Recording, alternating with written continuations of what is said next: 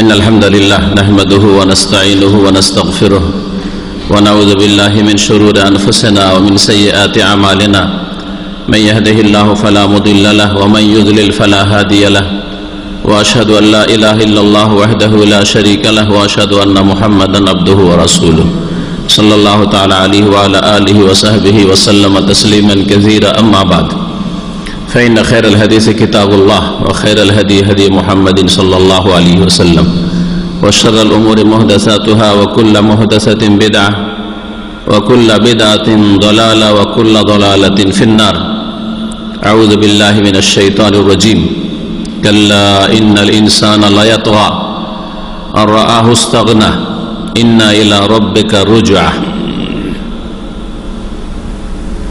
সম্মানিত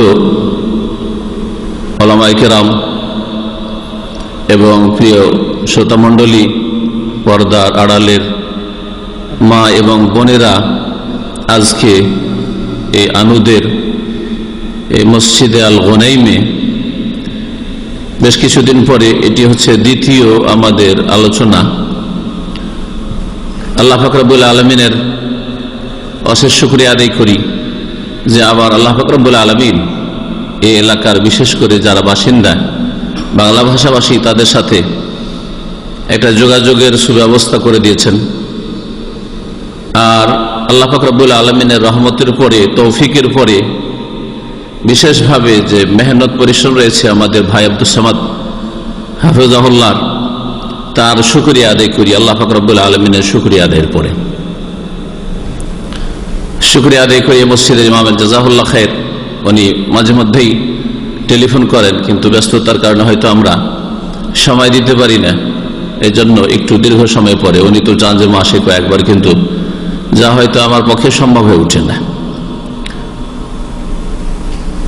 এখানে মূলত প্রোগ্রাম হচ্ছে এই এলাকায় যে সব ভাইয়েরা ফ্যামিলি নিয়ে বসবাস করেন তাদের জন্য।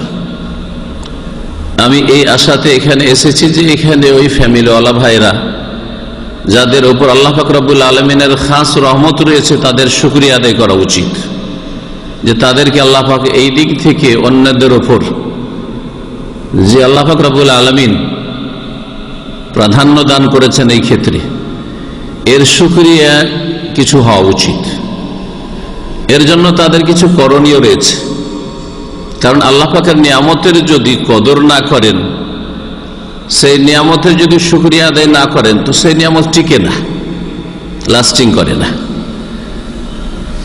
আর যদি নিয়ামতের শুকরিয়া আদায় করেন তো ওই নিয়ামত বেড়ে যায়, আরো বিভিন্ন দিক থেকে সুখ নেমে আসে আল্লাহ পাকের পক্ষ থেকে। যার ফলে বিশেষ করে আমি আশা রাখবো, এখানে পর্দার আড়ালে তো কিছু দেখতে পাই না, আলেমুল গাইবি দেখছেন, তবে আমরা জানি যে গত আলোচনাতে 50টি ফ্যামিলির বেশি ফ্যামিলি এখানে এসেছিল। 50-এর বেশি ফ্যামিলি এখানে হাজির হয়েছিল। চোখের আড়ালে থাকলেও আমাদের কাছে যেহেতু বিশ্বস্ত সূত্রে খবর আছে, আর তারা মাশাআল্লাহ ধৈর্য ধরে শুনেছেন, জাযাহুমুল্লাহ খায়ের, সেই সব মা বোনদেরকে। তো তাদের কাছে আমার কথা কমপক্ষে পৌঁছিবে, কিন্তু এইরকম নয় যে মহিলাদের কোনো কাজকর্ম নেই সেই জন্য তারা দিনের কথা শুনতে আসবে, আর পুরুষগুলো মাশাআল্লাহ একটু গাড়িতে করে ছেড়ে দিয়ে চলে গেল, আর না হলে এক বন্ধুকে দায়িত্ব দিয়ে দিল 2, 4, 5টা 7টা ফ্যামিলি নিয়ে আসার জন্য, আর বাকিরা দুনিয়া নিয়ে মেতে রয়েছে। এই দিয়ে শুকরিয়া আদায় হবে না। আল্লাহ পাকের শুকরিয়া আদায় করা ফরজ, আল্লাহ পাকের শুকরিয়া আদায় করা ফরজ। এটা যথেষ্ট নয় যে আপনার স্ত্রীকে, আপনার ছেলে মেয়েদেরকে পাঠিয়ে দিলেন যে যাও ওখানে একটা দার্স হবে, আর তার সাথে একটু খাওয়া দাওয়া আছে, আরো কিছু বোনেরা আসবে, যাও একটু দেখা সাক্ষাৎ হয়ে যাবে, আর ওদেরকে পাঠিয়ে দিলেন বা পৌঁছে দিলেন, আর তারপরে আপনি গাড়ি নিয়ে টান দিলেন, আবার ওই যখন কল দেবে যে হ্যাঁ আমরা এখন ফ্রি হয়ে গেছি, তখন নিয়ে চলে যাবেন। তো এই দিয়ে শুকরিয়া আদায় হয় না, ভালো করে মনে রাখবেন। এই জন্য আমি চাইছি যে এলাকার ভাইয়েরা একটু সজাগ হোক। এখানে যদি প্রোগ্রাম করতে হয় তাহলে এখানে ভাইদেরকে আমার সামনে হাজির হইতে হবে। আমি শুধু ব্যাচেলর ভাইদেরকে দেখতে চাই না, ব্যাচেলর ভাইদেরকে আলহামদুলিল্লাহ সব জায়গায় পাচ্ছি। ইসলামী সেন্টারে মাশাআল্লাহ সপ্তাহে প্রায় দিনই আলোচনা আছে, যেখানে যায় সারাকতে ব্যাচেলরদের জন্য আলোচনা হলো সেখানেও আছে, আবার গিজাজে আলোচনা হবে, সেখানেও আছে। জাযাহুমুল্লাহ খাইর। ওদের পক্ষ থেকে, বাংলা ভাষাভাষীদের যারা ব্যাচেলার, তাদের পক্ষ থেকে দিন শিক্ষার ক্ষেত্রে কোনো ত্রুটি দেখি না, আলহামদুলিল্লাহ। আল্লাহ পাক তাদের জাযায়ে খায়ের দান করুন, উত্তম বদলা দান করুন। কিন্তু আমাদের ত্রুটিটা যা দেখছি, আল্লাহ পাক যাদেরকে বেশি সুখ দিয়েছেন তাদের পক্ষ থেকে বেশি ত্রুটিটা দেখছি, যার ফলে বাংলাদেশ স্কুলের কাছে আমি বেশ কিছু প্রোগ্রামে গেছি ধৈর্যের সাথে। তারপর দেখলাম যে না, এরাকে আল্লাহ বেশি সুখ দিয়ে দিয়েছেন, যার ফলে এরা দিন শিখতে চায় না। সোজা কথা, আমার কথা একটু ক্লিয়ার, কারণ আমার সংশোধন করার ইচ্ছা, যার ফলে আমার কথা একটা স্পষ্ট, অস্পষ্ট কথাবার্তা বলি না। এরা দিন শেখার ধারণা প্রয়োজন মনে করেন না। আল্লাহ পাক যথেষ্ট সুখ দিয়ে দিয়েছেন, আর তাদের কোনো অভাব নেই। যার ফলে দেখলাম যে না, ওই রকম জায়গাতে সময় আমার নষ্ট না করে আমি অন্য কোথাও যেখানে বেশি লোকের উপকার হবে সেখানে আমি যাই। যার ফলে সেখানে মাসিক প্রোগ্রাম আমি যেতাম, আমি আর সেখানে যাওয়াতে আগ্রহ প্রকাশ করি না। জি, তবে ওই রকম আগ্রহ নিয়ে আমার কাছে আসলে, এক কদম বাড়িয়ে আসলে আমি 2 কদম বাড়িয়ে যাব। এটা হচ্ছে আমার চরিত্র, এবং এটা হচ্ছে আমার দাওয়াতি ক্ষেত্রে আমার মানে তরিকা, যে আমার দিকে একটু 1 কদম বেড়ে আসেন, আমি আপনার দিকে 2 কদম 3 কদম বেড়ে যাওয়ার চেষ্টা করব। আর যদি আপনার আগ্রহ না থাকে তো আমার কথাকে খামাখায় পানিতে ফেলে লাভ নেই। তো বলছিলাম যে এই এলাকার যেসব ফ্যামিলিওয়ালা ভাইয়েরা থাকেন, আর অধিকাংশ ব্যবসা বাণিজ্য করেন, সবজি মার্কেটের কাছে আছেন, যথেষ্ট পয়সা ইনকাম করেন, আপনাদেরকে আল্লাহ পাকের শুকরিয়া আরো বেশি আদায় করতে হবে। আল্লাহ পাক ইরশাদ করছেন, ওয়াইজ তাআযানা রাব্বুকুম লাইন শাকারতুম লাযীদান্নাকুম ওয়া লাইন কাফারতুম ইন্না আযাবি লাশাদীদ। স্মরণ করো আল্লাহ পাকের নির্দেশ। আল্লাহ পাক রব্বুল আলামিন, এটা হচ্ছে নির্দেশ, তোমাদের রব, তোমাদের প্রতিপালক আল্লাহ পাক নির্দেশ দিচ্ছেন, তাআযানা রাব্বুকুম লাইন শাকারতুম, তোমরা যদি আল্লাহ পাকের শুকরিয়া আদায় করো, আল্লাহর শুকরিয়া আদায়। শুকরিয়া আদায় করা মানে খেয়ে দিয়ে যখন একেবারে পেটে শান্তি আর শরীরে শান্তি, তারপরে তখন শুধু শুকুর আলহামদুলিল্লাহ পড়লেন দেশি তরিকায়, এটা শুকরিয়া নয়, এটা মুখের সুন্নতি শুকরিয়া। আসল শুকরিয়া হচ্ছে আল্লাহ পাকের সন্তুষ্টির ফরজ ওয়াজিব কাজ আদায় করা। আসল শুকরিয়া হচ্ছে আল্লাহ পাককে রাজি করার জন্য হারাম নাজায়েজ কাজ থেকে বেঁচে থাকা, হারাম কথা থেকে বেঁচে থাকা, হারাম কাজ থেকে বেঁচে থাকা, হারাম দেখা থেকে বেঁচে থাকা, হারাম শোনা থেকে বেঁচে থাকা, হারাম উপার্জন থেকে বেঁচে থাকা।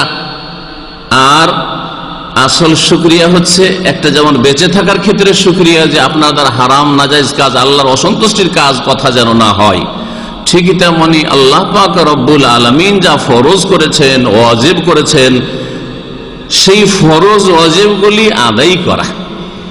আর সবচেয়ে বড় ফরজ হচ্ছে, যে ফরজ দিয়ে গত আলোচনা শুরু করেছিলাম, সেটা হচ্ছে ইসলাম সম্পর্কে সঠিক জ্ঞান হাসিল করা, ইলম শেখা ইসলাম সম্পর্কে, আল্লাহ পাক রব্বুল আলামিনের জাত ও সিফাত সম্পর্কে, আল্লাহ পাকের তৌহিদ সম্পর্কে, তার রুবুবিয়্যাত সম্পর্কে, তার উলুহিয়ত ইবাদত সম্পর্কে জ্ঞান অর্জন করা। আল্লাহ পাকের রাসূল সাল্লাল্লাহু আলাইহি ওয়াসাল্লাম, তার সুন্নাত, তার আদর্শ, তার সিরাত, তিনি কোন দিনটা নিয়ে এসেছেন এবং কোন দিন পালন করে গেছেন, তার জীবনটা, ব্যক্তি জীবন, পারিবারিক জীবন, সামাজিক জীবন, আর্থিক জীবন, অর্থনৈতিক জীবন, সবগুলি কেমন ছিল সবগুলি জানা, এই হচ্ছে রাসূলুল্লাহ সাল্লাল্লাহু আলাইহি ওয়াসাল্লাম সম্পর্কে জ্ঞান অর্জন করা। 3 নম্বর হচ্ছে আল্লাহ পাক যে দ্বীন নাযিল করেছেন, কোরআনে কারীমে রয়েছে এবং রাসূলুল্লাহ সাল্লাল্লাহু আলাইহি ওয়াসাল্লামের হাদিসে রয়েছে, সেই হাদিস মোতাবেক, কোরআন মোতাবেক জীবন গড়ার জন্য কোরআন এবং হাদিস সম্পর্কে জ্ঞান অর্জন করা। জ্ঞান অর্জন করা ফরজ করেছেন প্রিয় নবী মুহাম্মদ রাসূলুল্লাহ সাল্লাল্লাহু আলাইহি ওয়াসাল্লাম বলেছেন, তালাবুল ইলমি ফরিজাতুন আলা কুল্লি মুসলিম। দ্বীন ইসলাম সম্পর্কে, এখানে ইলম মানে, আল্লামা শেখ সালেহ ফৌজান হাফিজাহুল্লাহ তাআলা তার কিতাবগুলিতে বিভিন্ন জায়গায় উল্লেখ করেছেন যে এখানে ইলম মানে দুনিয়ার মেডিকেল আর সায়েন্স আর ইঞ্জিনিয়ারিং, এগুলো শিখা ফরজ নাই। আর এগুলি যদি কখনো ফরজ হয়, সেটা ফরজে কিফায়ার উঠে যাবে না। ফরজে কিফায়া, উম্মতের কিছু লোক এগুলো কাজগুলি জানলে হইল, কিন্তু দ্বীন ইসলাম সম্পর্কে জ্ঞান অর্জন করা প্রত্যেকের জন্য ফরজে আইন, পুরুষ হোক আর নারী হোক, প্রত্যেকের জন্য ফরজে আইন এতটা জ্ঞান অর্জন করা, যার মাধ্যমে আল্লাহ পাক রব্বুল আলামিনের আদেশগুলি ঠিকভাবে পালন করতে পারবে, আর আল্লাহ পাক রব্বুল আলামিন যেই কথা কাজগুলি নিষেধ করে সেগুলি থেকে বেঁচে থাকতে পারবে। আল্লাহ পাকের আদেশ নিষেধ সম্পর্কে জ্ঞান অর্জন করা ফরজ। এই তিনটি বিষয় বললাম, এই তিনটি বিষয়কে তিনটি ইসলামের মূলনীতি বলা হয়। আল্লাহ সম্পর্কে জ্ঞান অর্জন করা, আল্লাহ পাকের রাসূল সম্পর্কে জ্ঞান অর্জন করা, আল্লাহ পাক রব্বুল আলামিনের নাজিলকৃত দ্বীন সম্পর্কে জ্ঞান অর্জন করা, এটা ফরজ। এই ফরজটা আলোচনা করতে গিয়ে আমি সূরা আলাকের, যেই সূরাটি কোরআনে কারিমে কয় নম্বরে নাজিল হয়েছে, কয় নম্বরে নাজিল হয়েছে? সর্বপ্রথম নাজিল হয়েছে, তাই না? প্রথম কোরআনে কারীম নাজিল হওয়া শুরু হয়েছে সূরা আলাকের শুরু দিয়ে, শুরুর 5টি আয়াত। ওই 5টি আয়াতে ইলমের কথা আর কেরাতের কথা, পড়ার কথা। ইলম মানে জ্ঞান অর্জন করা, কেরাত মানে পড়া, লেখাপড়ার মাধ্যমে শিখা, আর কালাম মানে কলম ব্যবহার করে লিখার মাধ্যমে শিখা। এই জন্য বাংলাতে লিখা পড়া দুটো ব্যবহার হয়, আগে বরং লিখা শব্দটি ব্যবহার হয়। পড়া লিখা সাধারণত কমই বলা হয়, লিখা পড়া। কলমের কথা, এলেমের কথা, কেরাতের কথা, এই তিনটি কথা আল্লাহ পাক উল্লেখ করেছেন। শুধু স্মরণ করিয়ে দিলাম, এই 5টি আয়াত নিয়ে আলোচনা ছিল আমার ওই আগের আলোচনাটি। আজকে তেলাওয়াত করেছি কোন আয়াতগুলি জানেন? কোন আয়াতগুলি, কোন সূরা থেকে? কে বলতে পারেন? সূরা আলাক থেকে, 5-এর পরের আয়াত থেকে। আল্লামাল ইনসানা মা লাম ইয়ালাম, এই পর্যন্ত গত আলোচনায় পেশ করেছিলাম যে আল্লাহ পাক কি বলতে চাইছেন। প্রথম আল্লাহ পাকের যে কোরআনে কারীমের আদেশ, তা হচ্ছে ইকরা, ইকরা বিসমি রাব্বিকাল্লাযী খালাক। তারপর ইকরা ওয়া রাব্বুকাল আকরাম, আল্লাযী আল্লামা বিল কলম, আল্লামাল ইনসানা মা লাম ইয়ালাম, এগুলি নিয়ে আলোচনা করেছিলাম। তারপরেরই আয়াত 6 নম্বর, 7 নম্বর, 8 নম্বর আয়াত, 5টি আয়াত নিয়ে আলোচনা হয়েছে আগে। কোরআনে কারীম যদি একটু গভীরভাবে চিন্তা করেন তো কত যে শিক্ষা রয়েছে, এবং কোরআনে কারীম ছাড়া কোনো শিক্ষাই নয়। কোরআনে কারীম ছাড়া যতই নিজেকে বলুক যে আমি খুব সভ্য হয়ে গেছি আর খুব আদর্শবান হয়ে গেছি, আদর্শই নয়, কোনো সভ্যতাই নেই। কোরআনে কারীমে আল্লাহ পাক রব্বুল আলামিন এই 5টি আয়াতে ইলমের কথা, জ্ঞান চর্চা করার কথা যে আল্লাহ পাক প্রথম ফরজ করেছেন, এই কথাগুলি বলার পরে যে 3টি আয়াতে কি বলেছেন, এটি হচ্ছে আজকের বিষয়বস্তু। আমার আলোচনা দীর্ঘ করব না, আলোচনা 1 ঘন্টার বেশি হবে না, লম্বা কোনো আলোচনা নেই। তারপরে যদি আপনাদের প্রশ্ন থাকে প্রশ্ন পেশ করবেন, আর তারপরে যা কিছু এখানকার ভাইদের কিছু ফর্মালিটি আছে, যদি কিছু থাকে, হাদিয়া কিছু থাকে বা কিছু থাকে, তাহলে সেটা তারা দেবেন। কিন্তু আমার আলোচনা 1 ঘন্টার বেশি হবে না। 7:15 শুরু করেছি, আর ইনশাআল্লাহ তাআলা 8:15-র মধ্যেই শেষ করে দেব। জি,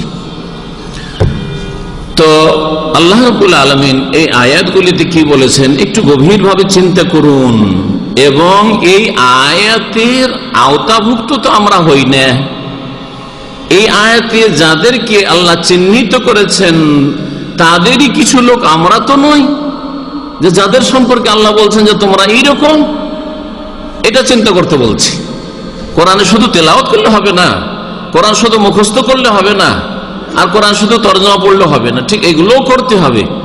কিন্তু কোরআনের মক্কাতুল মুকাররমায় এই হজে ছিলাম, হজ ডিউটিতে। তো হজে আরব শাইখেরা বক্তব্য করে আর আমরাও করি। তো আমার একেবারে ক্লাসমেট উম্মুল কোরা মক্কা ইউনিভার্সিটির সিনিয়র এখন প্রফেসর, বরং ইসলামিক স্টাডিজের head of the department, Sheikh Yusuf Abdul al Bahus al কাসিমের লোক, আর একসাথে পড়েছি মদিনা ইউনিভার্সিটিতে। সেই জন্য খুব আন্তরিকতা। ও মোদির কাছে যত আমার সম্পর্কে বলতে হয় বললো। তো তারপরে যাই হোক, ও কথাই কথাই বললো, যদি আমি আমার ভাষায় বলি তো আমার দেশে যেহেতু হাফেজ হওয়াটাকে বড় একবার ইসলামের খেদমত মনে করা হয়, কোরআন হাফেজ হওয়াটাকে ইসলামের বিশাল খেদমত। আমার ছেলেকে হাফেজ তৈরি করতে পেরেছি। আরে অনেক কিছু করেছেন কিন্তু সব কিছুই করেননি, কিছু করেছেন কিন্তু অনেক কিছুই করেননি, অনেক কিছু বাকি আছে। আর হাফেজ করে দিয়ে যথেষ্ট হয়ে গেছে। এখন না হয় তারাই পড়াও, না হয় কোরআন কাহিনী করে বক্সা বাড়াও, কার বাড়ি কে মারা যাচ্ছে তাহলে একটু তলাশ করো, আর না হলে বিদেশে একটা ভিসা টিসা খুঁজো, হাফেজ চলে আসো, কোনো মসজিদ পাওয়া যায় কিনা। এই জন্য আল্লাহ পাক রব্বুল আলামিন কোরআন নাযিল করেছেন। তো ওনার কথা হচ্ছে যে হাফেজ হচ্ছে সেম কিসের মতো, একটা ক্যাসেটের মতো, কোরআনের ক্যাসেট, কোরআনের সিডি, বোঝা গেছে? কোরআন ভরা আছে ইউএসবিতে, কোরআন ভরা আছে কোন মেমোরিতে, গোটা কোরআন আছে মেমোরিতে। আপনাদের মোবাইলে বড় হবে, মোবাইলগুলোতে কোরআন ভরা আছে না? কোরআন তেলাওয়াত বড় কয়েকজনের তেলাওয়াত, যার ইচ্ছে আপনি তেলাওয়াত চালু করেন, শুধু ক্লিক করলেই হইল কার তেলাওয়াত চান, চলে আসছে কিনা।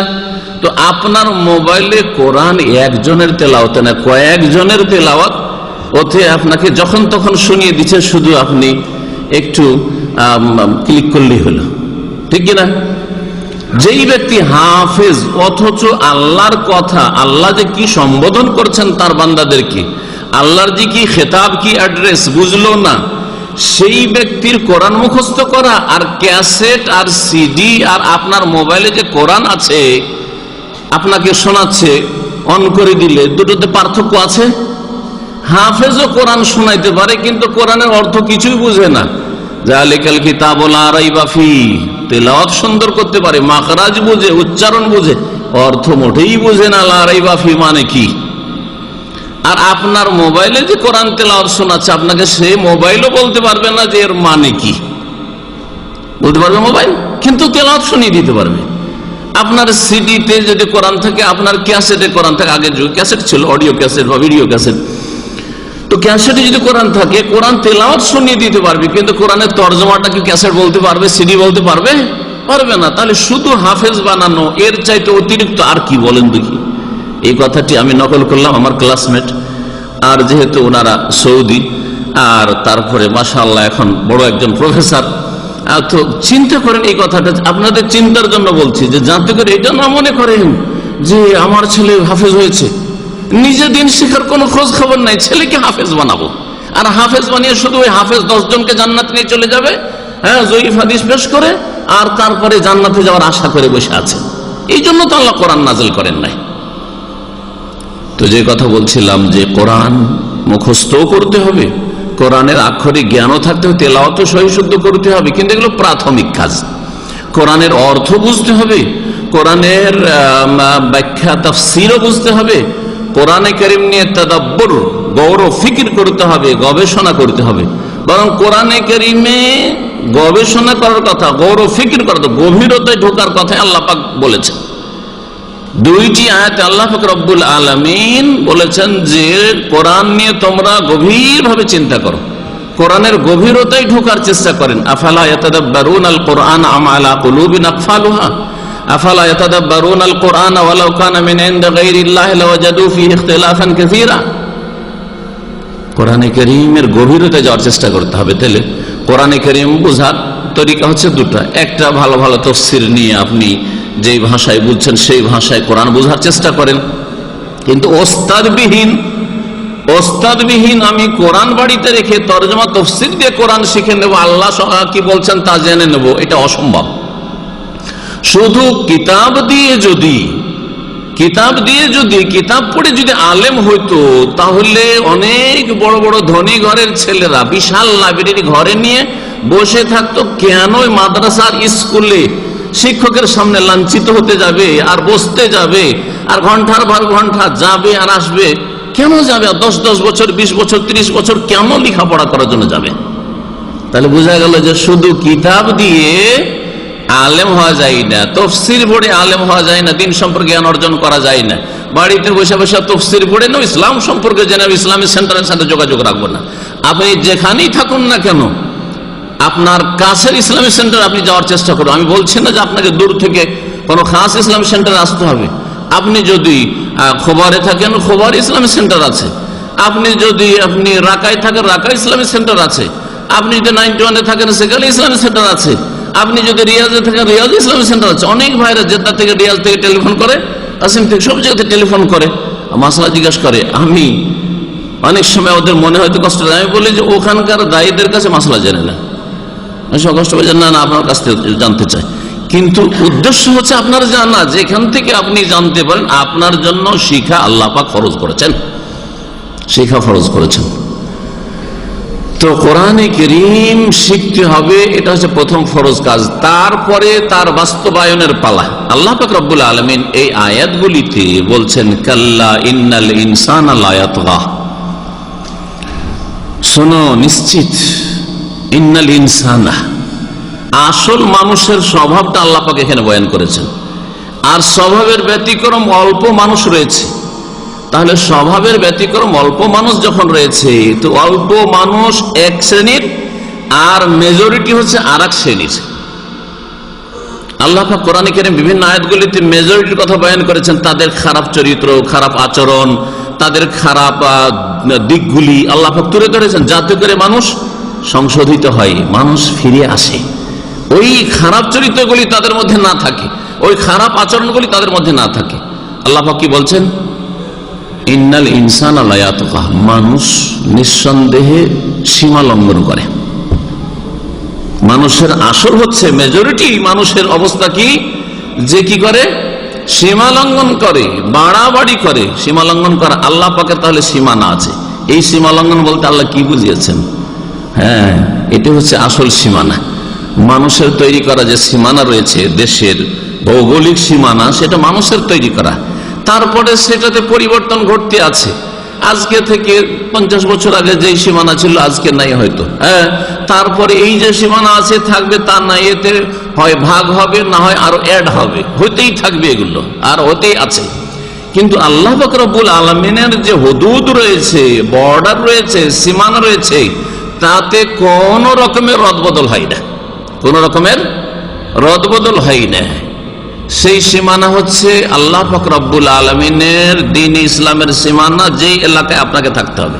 এই যে আমার টেবিলের সামনে দেখেন 4 কোনা করা আছে, দেখতে হয়তো পাচ্ছেন না, কিন্তু এখানে ফাটল আছে চারিদিকে, এই একটা অংশ, আর তারপরে এগুলো বাইরে। তো আল্লাহ পাক রব্বুল আলামিন যেই এলাকায় মানুষকে চলাচল করতে বলেছেন, অর্থাৎ যেই কাজগুলি করতে পারবেন, যেই কথাগুলি বলতে পারবেন, আর যেই কাজগুলি করতে পারবেন না, যেই কথাগুলি বলতে পারবেন না, আল্লাহ পাক যেগুলি আপনার জন্য হালাল করেছেন, জায়েজ করেছেন, অথবা ফরজ ওয়াজিব করেছেন, সুন্নাত করেছেন, হ্যাঁ মুস্তাহাব করেছেন, এগুলি হচ্ছে আল্লাহ পাকের সীমানা। এর মধ্যে থাকুন, আপনি আল্লাহর ফরজ আদায় করার মধ্যে থাকুন, আল্লাহ রাসূল সাল্লাল্লাহু আলাইহি ওয়াসাল্লামের সুন্নাত আদায় করার মধ্যেই থাকুন। তারপরে আরো নিচে নেমে আসেন, তাহলে জায়েজ যে কোনো কাজ করেন, পানাহার করেন, যা ইচ্ছা তাই খান, হালাল হইলেই হইল। হ্যাঁ, ভাতের জায়গায় আপনি রুটি খান, রুটির জায়গায় ভাত খান, যা খাবেন তাই খান, আর কিছু খান। আপনি সারা জীবন ভাত খায়েন না, ভাত খাওয়া ফরজ সুন্নত নয়। ভাত না খেয়ে আপনি আর কিছু আপনি ফাস্ট ফুড খেয়ে থেকে যান, কিন্তু হালাল খেতে হবে। জি, তো আল্লাহ পাক রব্বুল আলামিন যা ফরজ করেছেন, ওয়াজিব, সুন্নাত, মুস্তাহাব আর জায়েজ, এটা হচ্ছে আল্লাহ পাকের সীমানার ভিতরের অংশ, সীমানার ভিতরের অংশ। এখানেই থাকতে হবে, এর ভিতরে থাকতে হবে। আর এর বাইরের গুলি হচ্ছে হারাম ও নাজায়েজ, হারাম এবং নাজায়েজ। আল্লাহ পাকের সীমানার বাইরে হারাম ও নাজায়েজ কাজ করতে পারবেন না।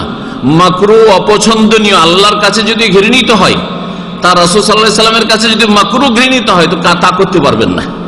কিন্তু আমাদের সমাজের ধ্যান ধারণা কেমন, কোনো কিছুকে যদি খেতে হয় তো মাকরুহ বলে দাও, কোনো কিছু খেতে হয় তো কি বলে দাও? মাকরুহ বলে দাও। বিড়ি যদি খেতে হয়, সিগারেট পান করতে হয়, তাহলে কি করতে হবে? মাকরুহ বলে দিতে হবে। হ্যাঁ, হারাম নয় এটা, মাকরুহ। মাকরুহ মানে খাও, মাকরুহ মানে ঘৃণিত, তাই না? মাকরুহ মানে নোংরা। তো মাকরুহ মানে যদি ঘৃণিত, আল্লাহর কাছে ঘৃণিত হয়, তো আপনার কাছে প্রিয় নাকি? আল্লাহ পাকের রাসূল সাল্লাল্লাহু আলাইহি ওয়াসাল্লামের কাছে যদি ঘৃণিত, নোংরা হয়, তো আপনার কাছে মিষ্টি নাকি? কেমন মুসলিম আপনি যে মাকরুহ বলে আপনি খাওয়া শুরু করেছেন? এই এক অসৎ কাজ। ও জানে যে মাকরুহ মানে খারাপ কাজ, তারপর করবে, হালকা করে দিয়ে নিজের জন্য জায়েজ করে নেবে। আর যদি ফরজ ওয়াজিব কাজ হয়, সেটাকে কোন রকম করে সুন্নতে যদি নামিয়ে দিতে পারি, তাহলে কাজ হয়ে গেল, তাহলে কাজ হয়ে গেল। সুন্নতে নামিয়ে দিতে পারলে মানে ছাড়ো, সুন্নতে নামিয়ে দিতে পারলে ছাড়ো। টাকনার উপরে কাপড় রাখা সুন্নত, সুতরাং এটা ছেড়ে লম্বা করো, টাকনা ঢাকো, অসুবিধা নেই। অথচ টাকনার উপরে কাপড় উঠানো ফরজ, টাকনার নিচে কাপড় নিয়ে যাওয়া হারাম। আপনি বর্ডার পার করে গেলেন, সীমা লঙ্ঘন করলেন। আমি কিছু উদাহরণ দিচ্ছি, এরকম ছোট হোক আর বড় হোক, কারণ ইসলাম হচ্ছে একটি পূর্ণাঙ্গ জীবন বিধান। সুতরাং প্রত্যেকটি উদাহরণটা আপনাকে জানতে হবে, ছোটটাও জানতে হবে, বড়টাও জানতে হবে। আপনাকে আকীদাও জানতে হবে, ইবাদতও জানতে হবে, আখলাকও জানতে হবে, জায়েজ না জায়েজ সবকিছু জানতে হবে, ব্যক্তি জীবন সম্পর্ক জানতে হবে, পারিবারিক, সামাজিক, অর্থনীতি সবকিছু সম্পর্কে আল্লাহর বর্ডার জানতে হবে। দাড়িকে যদি সুন্নাত করে দিতে পারে, তার মানে কি করতে হবে? দাড়িকে মুন্ডাইতে হবে। আর যদি রাখতে হয় তো বিবির কাছে অ্যাপ্লিকেশন করতে হবে, স্ত্রীর কাছে কি করতে হবে? দরখাস্ত করতে হবে। দরখাস্ত যদি মঞ্জুরি হয় স্ত্রীর কাছ থেকে, তখন রাখার কথা নিজে চিন্তা ভাবনা করতে হবে যে এখন তো পারমিশনটা পেয়ে গেছি, সরকারি পারমিশন, ঘরের সরকারি পারমিশন, তাহলে এখন রাখবো কি রাখবো না। ফরজ ওয়াজিবকে সুন্নত করে দিয়ে ব্যাস শেষ করো, আর মাকরু করে দিয়ে, হারামকে নাজায়েজকে মাকরু করে দিয়ে খেতে থাকো, পান করতে থাকো। এই হচ্ছে আজকাল অধিকাংশ মুসলিমদের অবস্থা। আমি কি বুঝাতে চাইছিলাম? আল্লাহ পাকের হুদুদ, বর্ডারের কথা। তো আল্লাহ পাকের বর্ডারের ভিতরের কথা বলা হয়ে গেছে, বর্ডারের বাইরে আছে হারাম, নাজায়েজ, অপছন্দনীয়, মাকরু। এগুলো হচ্ছে আল্লাহ পাক রব্বুল বর্ডারের বাইরের জিনিস। এই বর্ডারের বাইরের জিনিস সম্পর্কে আল্লাহ বলছেন তিলকা হুদুদুল্লাহ ফালা তাতাদুহা। এ হচ্ছে আল্লাহ পাকের সীমারেখা, সীমানা। আপনার দেশের বর্ডার আছে, দেশের বর্ডারের বাইরে যদি আপনি বর্মায় ঢুকে যান, ধরা খাবেন না? খাবেন না? ভারতে যদি ঢুকে যান বিনা পাসপোর্টে অবৈধ, ধরা খাবেন না? খাবেন না? জেলে যাবেন কি যাবেন না? দুনিয়ার জেলকে ভয় করেন, সেই জন্য মানুষের তৈরি করা বর্ডার পার করে বিনা পারমিশনে, বিনা ভিসায় যান না। আর আল্লাহ বলে ভয় নেই, আখিরাত বলে ভয় নেই, আল্লাহ পাকের সীমানা পার করে কোথা থেকে কোথায় চলে যাচ্ছে। আল্লাহ বলছেন তিলকা হুদুদুল্লাহ, এগুলি হচ্ছে আল্লাহ পাকের সীমানা, ফালা তাতাদুহা, এগুলিকে অতিক্রম করিও না, এগুলিকে পার করে যেও না। আল্লাহ পাক রব্বুল আয়াতে আরো শক্ত করে বলছেন তিলকা হুদুদুল্লাহ ফালা তাকরাবুহা। এই হচ্ছে আল্লাহ পাকের বর্ডার, এগুলি হচ্ছে বর্ডার। ফালা তাকরাবু, বর্ডারের কাছেও যেও না, বর্ডার পার করিও না একবার বলা হলো, আর একবার কি বলা হলো? বর্ডারের কাছেও যেও না। কারণ বর্ডারের কাছে গেলে ক্ষতি আছে না নেই? আপনি যদি ইন্ডিয়ার কাঁটাতার বেড়ার কাছে যান, আমরা বর্ডার এলাকার লোক সেজন্য সব জানি কি হয় বর্ডারে। যদি আপনি কাঁটাতারের বেড়ার কাছে যান, আপনি বা বর্ডারের কাছে যান, তাহলে কি হয়? অনেক সময় আপনাকে দোষী সাব্যস্ত করতে চায়, অফিসার নিজের র্যাঙ্ক বাড়াতে চায়। আপনি জাননি, নিজের দেশের জমিনে আছেন, টেনে হেঁচড়ে আপনাকে ঢুকিয়ে নিয়ে বললো যে ঢুকে গেছে আমার দেশে, দিলেই ধরা পড়েছে। একটা সন্ত্রাসী ধরা পড়েছে, না হলে একটা কেউ জঙ্গি ধরা পড়েছে, না হলে একটা এই ডাকাত ধরা পড়েছে, দিয়ে নিজের অফিসার নিজের র্যাঙ্ক বাড়াইতে চায়। ফাঁসলেন না? ফাঁসলেন না? জি হ্যাঁ, দুনিয়া তো বুঝতে পারছে, এগুলো কিন্তু বুঝেন, আমি শুধু বুঝাবার জন্য বলছি। নবী করিম সাল্লাল্লাহু আলাইহি ওয়াসাল্লাম বলেছেন ইন্নাল হালালা বাইয়িন, সহিহ বুখারী মুসলিমের হাদিস, ওয়া ইন্নাল হারামা বাইয়িন, হালালও স্পষ্ট আর হারামও স্পষ্ট। হালাল স্পষ্ট, এগুলো হালাল, এখানে হালাল আছে, আর হারাম বাইরে আছে, বর্ডারের বাইরে আছে, সেটাও স্পষ্ট। ওয়াবাইনাহুমা উমুরুন মুশতাবিহাত, আর এই দুইয়ের মাঝে কিছু সন্দেহজনক জিনিস আছে।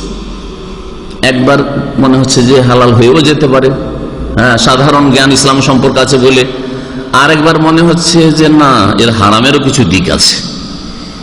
লা ইয়ালামুহা কাসীরুম মিনান নাস, অনেকেই এইগুলির হুকুম জানে না। এর মানে এই না যে কেউ জানে না। এইজন্য নবী সাল্লাল্লাহু আলাইহি ওয়াসাল্লাম কি বলছেন?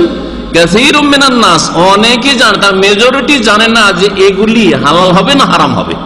সন্দেহের মধ্যে মেজরিটি রয়েছে, কিন্তু কিছু লোকেরা, ভালো ভালো আলেম যারা কোরআন এবং হাদিস থেকে ইস্তেমবাদ করতে পারে, তারা অবশ্যই জানে। এই হাদিসই প্রমাণ করে যে অল্প কিছু লোকেরা, উলামায়ে কেরাম, কোরআন সুন্নাহর যারা পণ্ডিত, তারা অবশ্যই এগুলির হুকুম জানে। আমিনাল হালালে আমিনাল হারাম, এগুলি হালালের অন্তর্ভুক্ত, বর্ডারের ভিতরে আমার দেশের, মানে এগুলো জায়েজ হবে আমার জন্য করা, নাকি আমিনাল হারাম, নাকি হারাম হবে। ব্যবসা করতে যাচ্ছেন, আপনি কারোর সাথে শেয়ার হতে যাচ্ছেন, কোন একটা চাকরিতে যাচ্ছেন, হালাল হবে না হারাম হবে, আপনার জন্য সন্দেহের কারণ হতে পারে, কিন্তু যে ভালো আলেম তার জন্য সন্দেহের কারণ নেই, তার জন্য হারাম হওয়ার কারণ স্পষ্ট, অথবা হালাল হওয়ার কারণ স্পষ্ট।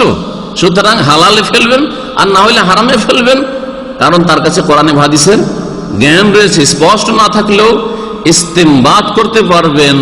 যদি নাসে সারিহ, স্পষ্ট দলিল না থাকে, তো ইশারাতুন নাস রয়েছে, দালালাতুন নাস রয়েছে, কিছু রয়েছে, অবশ্যই ইশারা ইঙ্গিত রয়েছে।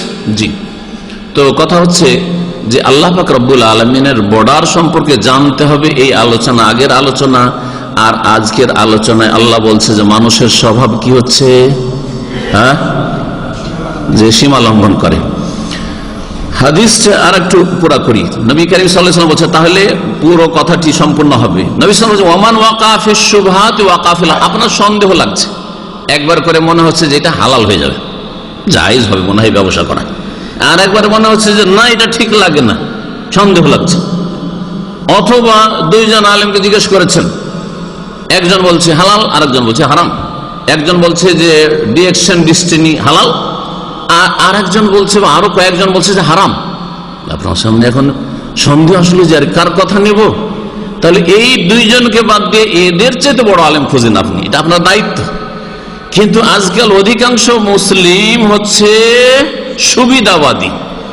সুবিধাবাদীকে কোরআনের ভাষায় মুত্তাবে শাহওয়াত বলা হয়েছে, কুপ্রবৃত্তির অনুসারী, যেটা মনকে মজা লাগে সেটা নিয়ে না, যে ফতোয়াটা হালকা লাগে ওইটা নিয়ে ছো মেরে দৌড় দেয়, আর যেটাকে মনে হয় যে মনের উল্টা সেটা বলে না এটা ঠিক নাই। এটা হচ্ছে ইত্তিবাউল হাওয়া। আপনি মনের পূজা করছেন, আপনি মনের কথা যে কুপ্রবৃত্তি তার আপনি অনুসরণ করছেন, এটা করলে হবে না। নবী সাল্লাল্লাহু আলাইহি ওয়াসাল্লাম কি বলছেন, ওমান ওয়াকা ফিশ শুবহাতি ওয়াকা ফিল হারাম, যে ব্যক্তি সন্দেহের কাজে লিপ্ত হইল সেই ব্যক্তি হারামে লিপ্ত হইল। কারাইনা ইয়ারআ হাওলাল হিমা, যেমন একজন রাখাল বকরি ছাগল চড়াচ্ছে বা গরু চড়াচ্ছে হাওলাল হেমা, বর্ডারের পাশে। এই উদাহরণটা দেওয়ার জন্য, বর্ডার, হ্যাঁ, জমির আইল বলেন, জমির আইল, হ্যাঁ, জমির আইলের পাশে আপনার জমিতে আপনি বকরি চড়াচ্ছেন, গরু চড়াচ্ছেন, চট করে মুখ দিতে পারে কিনা পাশের জমিতে? দিতে পারে না, পারে না। ঠিকই তেমনি যারা একেবারে বর্ডারের কাছে চলে যাবে, সন্দেহের জিনিসগুলিতে চলে যাবে, হ্যাঁ, দ্বিধাদ্বন্দ্ব হচ্ছে তারপরও কাজগুলি করে যাবে, তারা যেন কি করলো, হারামে লিপ্ত হইল। ওই বকরি ছাগলের মতো, যেই বকরি ছাগলকে বর্ডারে চড়ালে নিজের জমিতে চড়াল, নিজের জমি তো খাচ্ছে, মাঝে মাঝে এদিকে মুখ দেওয়ার চেষ্টা করেছে বা মুখ দিয়ে দিচ্ছে। সুতরাং এই বর্ডার সম্পর্কে মনে রাখবেন, এটা হচ্ছে এই বর্ডার পার করা বা সন্দেহ লিপ্ত হওয়া, সন্দেহের কাজকে হালাল মনে করে নেওয়া, এই হচ্ছে সীমা লঙ্ঘন করা। কাল্লা ইন্নাল ইনসানা লা ইয়াতগা, মানুষের স্বভাব নিশ্চিত স্বভাব কি, এটা হচ্ছে মেজরিটি মানুষের স্বভাব, যে মানুষ বাড়াবাড়ি করে, সীমা লঙ্ঘন করে। কখন সীমা লঙ্ঘন করে? অসুস্থ অবস্থায় কোন মুসলিম সীমা লঙ্ঘন করে?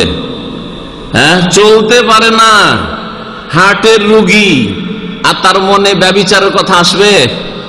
আসবে বলেন দেখি? যে কোনো সময় মরে যেতে পারি, ব্যভিচারের কথা কল্পনা তো আসবে না, ওইদিকে মনই যাবে না। হ্যাঁ, বদমাইশি মন হবে, যে একটু প্রেম করি, একটু হ্যাঁ কারোর সাথে লাইন ঘাট করি, এগুলো আসবে মনে? হার্টের রোগী, সিরিয়াস রোগী, আর সে বলবে যে একটু মদ খায়? কখনো না, তাই না? মুসলিম সমাজে, আমাদের দেশের প্রেক্ষাপটে বলছি, মুসলিম সমাজে এইরকম বালা মুসিবত আসলে মসজিদের দিকে ঝাঁপ দেয়, তাই না? তাই না?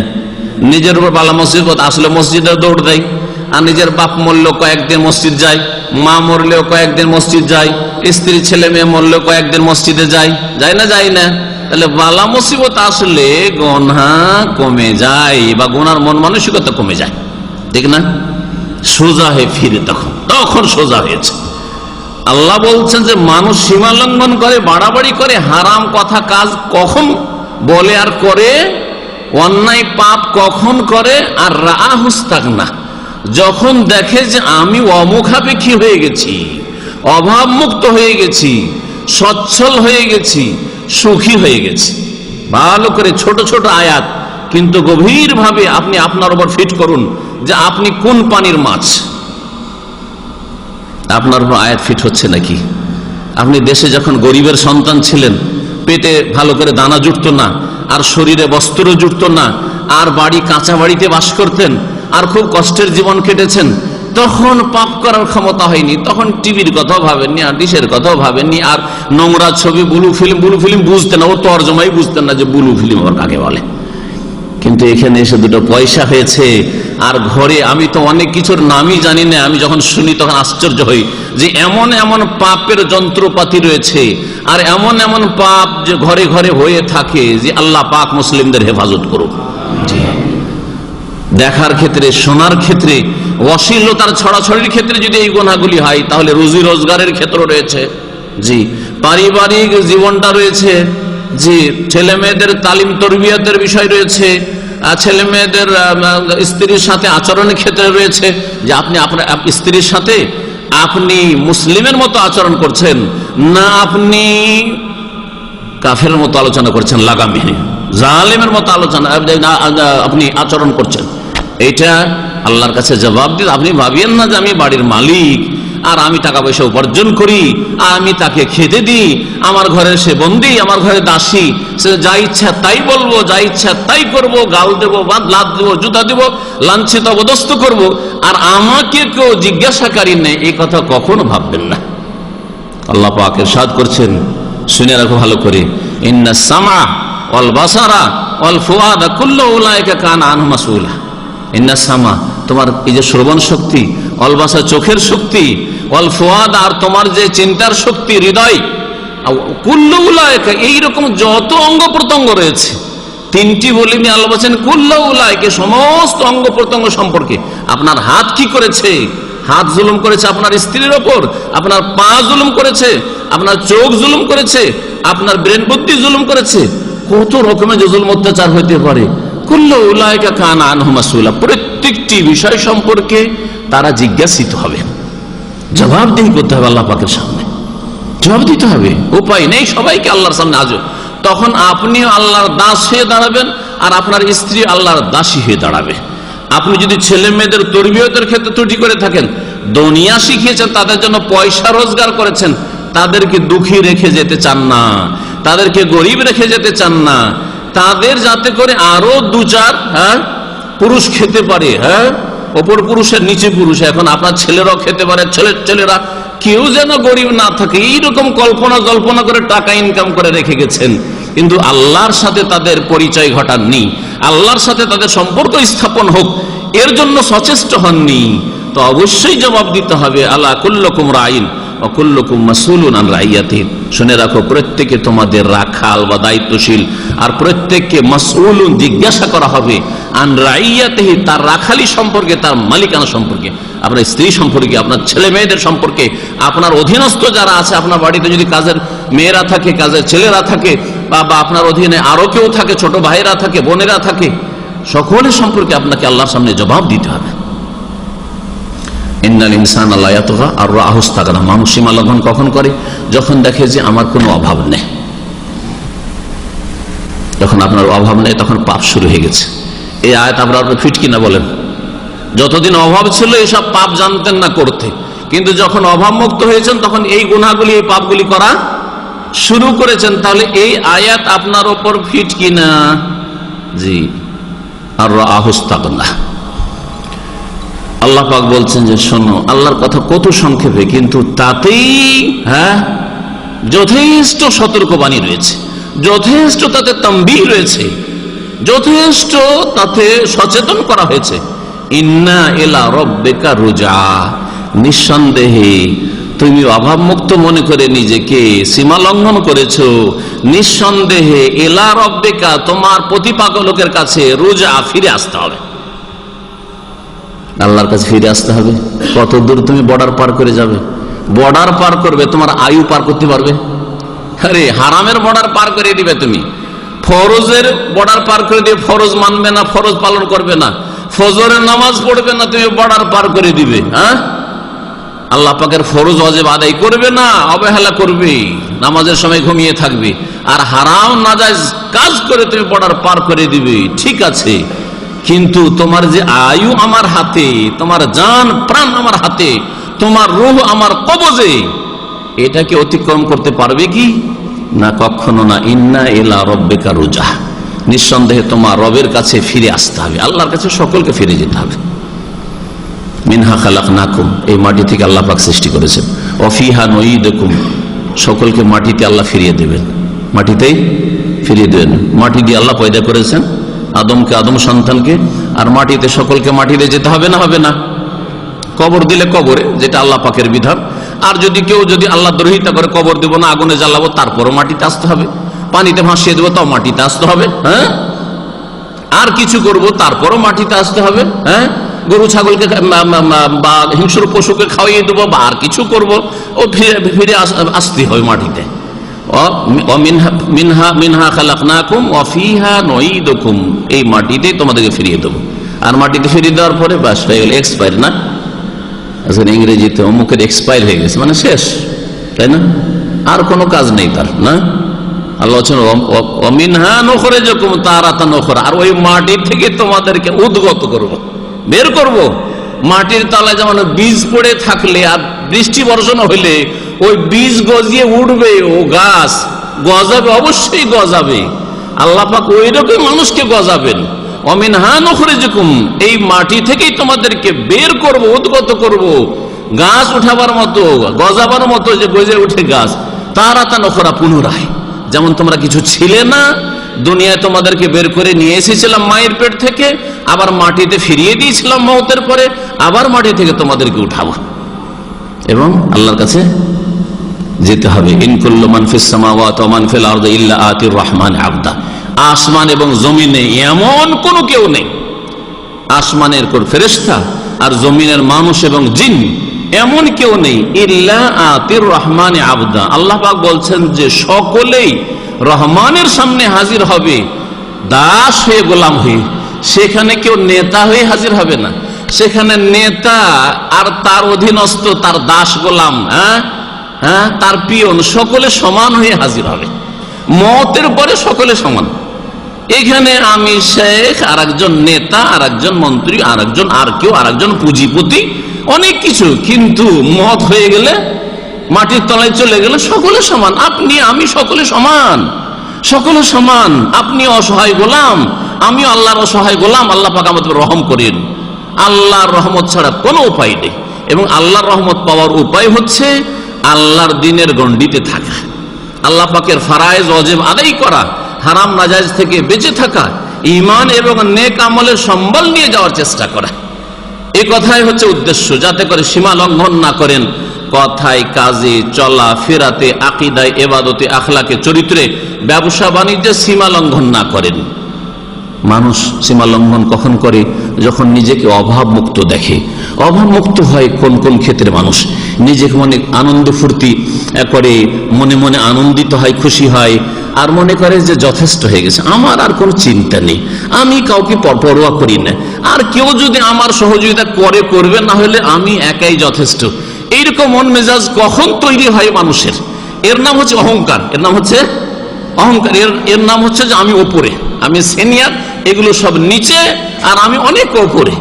জি, পয়সার ক্ষেত্রে হোক, অথবা নেতৃত্বের ক্ষেত্রে হোক, আর জনবলের ক্ষেত্রে হোক, আর প্রভাব দাপটের ক্ষেত্রে হোক, ইত্যাদি ইত্যাদি, যে কোনো ক্ষেত্রে হোক না কেন, মানুষ যখন মনে করে যে আমি এখন অভাব মুক্ত হয়ে গেছি, অভাব মুক্ত হওয়া ধন সম্পদের দিক থেকে, কারণ আজকালকার জামানা এটা হচ্ছে বস্তুবাদিতার যুগ। মানুষ বস্তুর পিছনে ছুটেছে, পয়সার পিছনে এমন মরিয়া হয়ে ছুটেছে আজকালকার মানুষ। আর মানুষ শুধু না, তাদের সাথে সাথে মুসলিম মানুষরাও এমন হয়ে ছুটেছে যে ডানে বামে পিছনে ঘুরেই দেখতে চাই না যে এই পয়সাগুলি উপার্জন করার পরে আমার দশাটা কি হবে, আমার কি অবস্থা হবে, আল্লাহর কাছে গিয়ে হাজির তো হব, সেখানে এই পয়সাগুলি আমি যে রেখে যাব, রেখে গিয়ে আমি কি জান্নাত পাবো নাকি জাহান্নামে যেতে হবে পয়সাগুলির কারণে, কোনো চিন্তা করেন না। পয়সা হইতে হবে যেইভাবে হোক না কেন। এত পয়সার পিছনে ছুটেছে।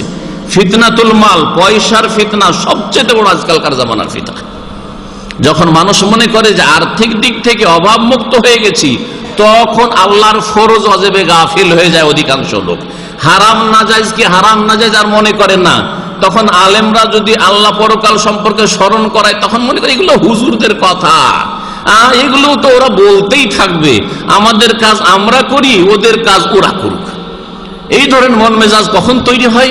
যখন পয়সা যথেষ্ট হয়ে গেছে, আর কিছু নজরে আসে না, পর্দা পড়ে গেছে সামনে, আর আখিরাত নজরে আসে না, আখিরাতকে একবারে ভুলে গেছেন, উপেক্ষা করেছেন, গাফিল হয়ে গেছেন। ইস্তেগনা, নিজেকে অভাবমুক্ত মনে করা, নিজেকে সচ্ছল মনে করা যে আমার কোনো পরোয়া নেই, কি আমার সাথ দিক আর না দিক। ভাই বেরাদর, এমনকি ভাই বেরাদর, আত্মীয় স্বজন, বোন, খালা, ফুফু, মা বাপ, তাদের সাথে সম্পর্ক রাখতে চায় না। কারণ মনে করে আমার বাপ মা যদি জমি জায়গায় ভাগ নাও দেয় তো পরোয়া নেই, ভাইয়েরা যদি সম্পর্ক রাখে আর না রাখে কোনো পরোয়া নেই। আরে বোনেরা, খালারা, ফুফুর, আত্মীয়রা, বংশধর আমার সাথে যোগাযোগ না রাখলে মেলা আমার ফ্রেন্ড সার্কেল আছে, হ্যাঁ, দোস্ত আহবাব আছে, যথেষ্ট। এটা কখন মনে করে? যখন পয়সা বেশি হয়ে যায়। ইন্নাল ইনসানা লা ইয়াতগা, সীমা লঙ্ঘন করে। আর রাহুস্তাগনা, যখন দেখে যে অভাবমুক্ত হয়ে গেছে, পয়সা হয়ে গেছে, বাপকে চিনছে না, মাকে চিনছে না, মায়ের পেটে ভাইকে চিনছে না, বোনকে চিনছে না, বোন অসহায়, বোন দুর্গত, বোন বিধবা, বোন তালাকপ্রাপ্তা, তারপরে বোনের ছেলে মেয়েরা এতিমা হয়ে রয়েছে, খালা ফুফুরা বিধবা হয়ে রয়েছে, বা তাদের ঘরে এতিমা রয়েছে। কোনো পরোয়া নেই, সুখের জীবন কাটাচ্ছেন, রিয়াল উপার্জন করছেন, যথেষ্ট ইনকাম করছেন, নিজের পেট সুখী, আপ সুখী তো জগৎ সুখী মনে করছেন না। অবশ্যই আল্লাহর কাছে ফিরে যেতে হবে এবং প্রত্যেকটি বিষয় সম্পর্কে জবাব দিতে হবে আল্লাহ রাব্বুল আলামিনের কাছে। মালের ফিতনা, পয়সার ফিতনা খুব বড় ফিতনা। এই জন্য এই ফিতনা থেকে কোরআনে কারিমে খুব সতর্ক করা হয়েছে। এবং রাসূলুল্লাহ সাল্লাল্লাহু আলাইহি ওয়াসাল্লামের এই মর্মে যদি ফিতনাতুল মাল, পয়সার ফিতনার উপর আলোচনা করা যায়, অনেক হাদিস রয়েছে। তিরমিজির একটি হাদিস এই ক্ষেত্রে বলি, ছোট্ট হাদিস। নবী করিম সাল্লাল্লাহু আলাইহি ওয়াসাল্লাম বলেছেন, ইন্না লিকুল্লি উম্মাতিন ফিতনাহ, নিঃসন্দেহে প্রত্যেক উম্মতের কিছু না কিছু ফিতনার কারণ আছে। প্রত্যেক জাতি কিছু না কিছু ফিতনায় পড়েছে। ফিতনাতু উম্মতি আল মাল, আর আমার উম্মতের সবচেয়ে বড় ফিতনার কারণ হচ্ছে ধন সম্পদ। আমার উম্মতের ফিতনার কারণ হচ্ছে টাকা পয়সা, ধন সম্পদ, জমি জায়গা, হ্যাঁ, আর বাড়ি, আর শহরে এরকম আমার প্লট নেওয়া আছে, এই নেওয়া আছে, সেই নেওয়া আছে, আর কত কি নেওয়া আছে। এইসব পয়সার ফিতনা হচ্ছে এই উম্মতের সবচেয়ে বড় ফিতনা। নবী করিম সাল্লাল্লাহু আলাইহি ওয়াসাল্লামের হাদিসে তিরমিজির, ইমাম তিরমিজিও হাদিসটিকে হাসান সহিহ বলেছেন, আর আল্লামা নাসিরুদ্দিন আলবানী রাহমাতুল্লাহ আলাইহি সহিহুল জামিতে হাদিসটিকে সহিহ বলেছেন। লিকুল্লি উম্মাতিন ফিতনা, প্রত্যেক উম্মতের কিছু না কিছু ফিতনা রয়েছে। ফিতনাতু উম্মতি আল মাল, আর আমার উম্মতের ফিতনা হচ্ছে পয়সার ফিতনা। বনি ইসরাইলের ফিতনা, বনি ইসরাইলদের ফিতনা ছিল নারী জাতির ফিতনা। ফাইন্না আউয়ালা ফিতনাতু বনি ইসরাইল কানাত ফিন নিসা, নবী সাল্লাল্লাহু আলাইহি ওয়াসাল্লাম বলেছেন, সর্বপ্রথম যে বনি ইসরাইলদের মধ্যে, মুসা আলাইহিস সালামের জাতির মধ্যে যে ফিতনা ঘটেছিল, সেটা হচ্ছে নারী সংক্রান্ত ফিতনা। আজকালও নারী ফিতনা রয়েছে, কিন্তু অনেকে 40 বছর বিয়ে করে না। যদি নারীটা বড় তার কাছে ফিতনার কারণ হয়তো, তো আগে বিয়ে করতে চাইতো, যদি হালাল জীবনযাপন করতে চায়। না, ওটা তো পাওয়া যাবে, এদিক ওদিকে পাওয়া যাচ্ছে, বিয়ে করার দরকারটা কি? আর না পেলেও হয়তো অনেকেই চরিত্রহীন নয়, চরিত্রহীন নয়, কিন্তু ওর কাছে বিবাহ করা আর নারী জাতির যে আল্লাহর একটা নিয়ামত দিয়েছেন, এই নিয়ামত ওর কাছে 1 নম্বরে না, 1 নম্বরে পয়সা। যার ফলে 40, 45, 50, বরং এমন লোককে জানি যে 52-53 বছর বয়স হয়ে গেছে, এখনো বিয়ে করেনি। কি জন্য? বলছে পায়ে দাঁড়াতে পারেনি। কারণ পায়ে দাঁড়াবে কি দিয়ে? পয়সা দিয়ে পায়ে দাঁড়াবে। ওর এদিকে গেছে, যৌবন গেল, হ্যাঁ, ওর যে যৌন ক্ষমতা আছে তাও শেষ, এক্সপায়ার হতে যাচ্ছে, হ্যাঁ, আর তার দাড়ি চুল সবকিছু পেকে গেছে। বিয়ে করতে যাচ্ছে ধোকা দেওয়ার জন্য, কালো কলপ লাগিয়ে চুলে দাড়িতে খেয়ানত করার জন্য যাচ্ছে। মেয়েটিকেও ধোকা দিতে চায়, মেয়ের বাপ মাকেও ধোকা দিতে চায়। অথচ প্রিয় নবী মুহাম্মদ রাসূলুল্লাহ সাল্লাল্লাহু আলাইহি ওয়াসাল্লাম বলছেন, মান গাশশানা ফালাইসা মিন্নাহ, যে আমাদেরকে এরকম ধোকা দিবে, প্রতারণা করবে, চুল সাদা হয়ে গেছে, দাড়ি সাদা হয়ে গেছে, কালো কলপ লাগিয়ে চলে এসেছে বিয়ে করার জন্য, হ্যাঁ, ফালাইসা মিন্নাহ, সে আমার দলের লোক না, আমার উম্মতের লোক না। এটা নবী সাল্লাল্লাহু আলাইহি ওয়াসাল্লামের উম্মতের আদর্শ নাই। তো এত বড় হয়ে যাচ্ছে, কিন্তু পয়সা লোভ থামতে পারছেন না। এত পয়সা হয়েছে না, এখনো পায়ে দাঁড়াতে পারেনি। ওর গাড়ি লাগবে, বাড়ি লাগবে, তারপরে নারী, 3 নম্বরে নারী, 3 নম্বরে নারী। আগে বাড়ি, গাড়ি, আর তারপরে অনেক কিছু করার পরে ব্যবসা বাণিজ্য, তারপরে একটা ভালো একটা ইনকাম সোর্স, দেশ বিদেশে যেখানে হোক না কেন, তারপরে তখন বিয়ে করবে। তো এই উম্মতের ফিতনা হচ্ছে কিসের ফিতনা বললাম? পয়সার ফিতনাটা সবচেয়ে বড় ফিতনা। আল্লাহ পাক কোরআনে কারীমে ইরশাদ করেছেন যে ইন্নামা আমওয়ালুকুম ওয়া আওলাদুকুম ফিতনা, নিঃসন্দেহে তোমাদের ধন সম্পদ এবং তোমাদের ছেলে মেয়েরা, সন্তান সন্ততিরা ফিতনার কারণ। ফিতনার কারণ মানে তাদের কারণে পাপ হবে। পয়সার জন্য পাপ হচ্ছে, পয়সা ইনকাম করার জন্য অবৈধ পথ অবলম্বন করছেন। আর না হলে পয়সা ইনকাম করেছেন, ভালো একটা চাকরি, হালাল চাকরি, কিন্তু পয়সা খরচ করতে গিয়ে আপনি ফিতনায় লিপ্ত হচ্ছেন। তাহলে পয়সার ক্ষেত্রে দুটো ফিতনা রয়েছে। একটা ইনকাম সোর্সের ক্ষেত্রে ফিতনা রয়েছে, যে কোথা থেকে আপনার ইনকাম হয়ে আসছে, এটা একটা বড় ফিতনা। অধিকাংশ লোক, কিয়ামতের যে একটি লক্ষণ রয়েছে, যে ইয়াতি আলান নাসে জামান, নবী সাল্লাল্লাহু আলাইহি ওয়াসাল্লাম বলেছেন যে এমন একটা সময় আসবে মানুষের ওপর কিয়ামতের কাছাকাছি, যে লা ইয়াদরিল মারউ, মানুষ বুঝবেই না কিছু, যে এই মাল পয়সা কোথা থেকে আসলো, আমিনাল হালালে আমিনাল হারাম। লা ইয়াদরিল মারউ, জানবে না যে এই মাল পয়সা কোত্থেকে আসলো, হারাম থেকে আসলো না হালাল থেকে আসলো। কারো বেইমানি করা টাকা, আত্মসাৎ করা টাকা, ধার নিয়ে উধাও হয়ে গেছে টাকা, না সুদের ইনকাম, না থাইল্যান্ডি জুয়ার ইনকাম, না ঘুষের ইনকাম, না আর কি কত রকমের যে হারাম ইনকাম রয়েছে, কিছু বুঝবে না। ইনকাম না নারী ব্যবসার ইনকাম, কিছুই বুঝবে না, পয়সা হলেই হলো। এই যুগ শুরু হয়েছে। ইন্নামা আমওয়ালুকুম ওয়া আওলাদুকুম ফিতনা, তোমাদের ধন সম্পদ এবং তোমাদের ছেলে মেয়েরা ফিতনা। ধন সম্পদ ফিতনা যখন আসলো এই আয়াতে, তখন নবী করিম সাল্লাল্লাহু আলাইহি ওয়াসাল্লামের একটি হাদিস শোনাই। নবী করিম সাল্লাল্লাহু আলাইহি ওয়াসাল্লাম বলছেন যে লান তাজুল কদম আবদিন ইয়াউমাল কিয়ামাতি হাত্তা ইউসআলা আন খামস, কোন বান্দা আল্লাহর সামনে থেকে নড়তে পারবে না, আল্লাহর সামনে থেকে হাসরের মাঠে বিচার দিবসে নড়তে চড়তে পারবে না, হাত্তা ইউসআলা আন খামস, যতক্ষণ পর্যন্ত তাকে 5টি বিষয় সম্পর্কে জিজ্ঞাসা না করা হবে।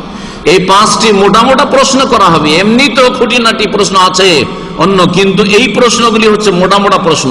এক একটা প্রশ্নের উত্তরে অনেক কিছু চলে আসবে, অনেক কিছু চলে আসবে আপনার জীবনের। আন উমরিহি, প্রথম হচ্ছে আন উমরিহি, তার আয়ু সম্পর্কে। ফিমা আফনা, আয়ু আপনার 60 বছর, 70 বছর, 80 বছর যে বয়স পেয়েছেন, বা 40ই পেয়েছেন, যাই পেয়েছেন, এটাকে কোথায় আপনি লাগিয়েছেন, কোথায় এই সময়গুলি ব্যয় করেছেন। ফিমা আফনা, 40 বছরের মধ্যে 15 বছরে একজন পুরুষ সাবালক হয়ে যায়, আরো কতদিন বাঁচে? 25 বছর। এই 25 বছরে তোমার আয়ুর হিসাব দাও।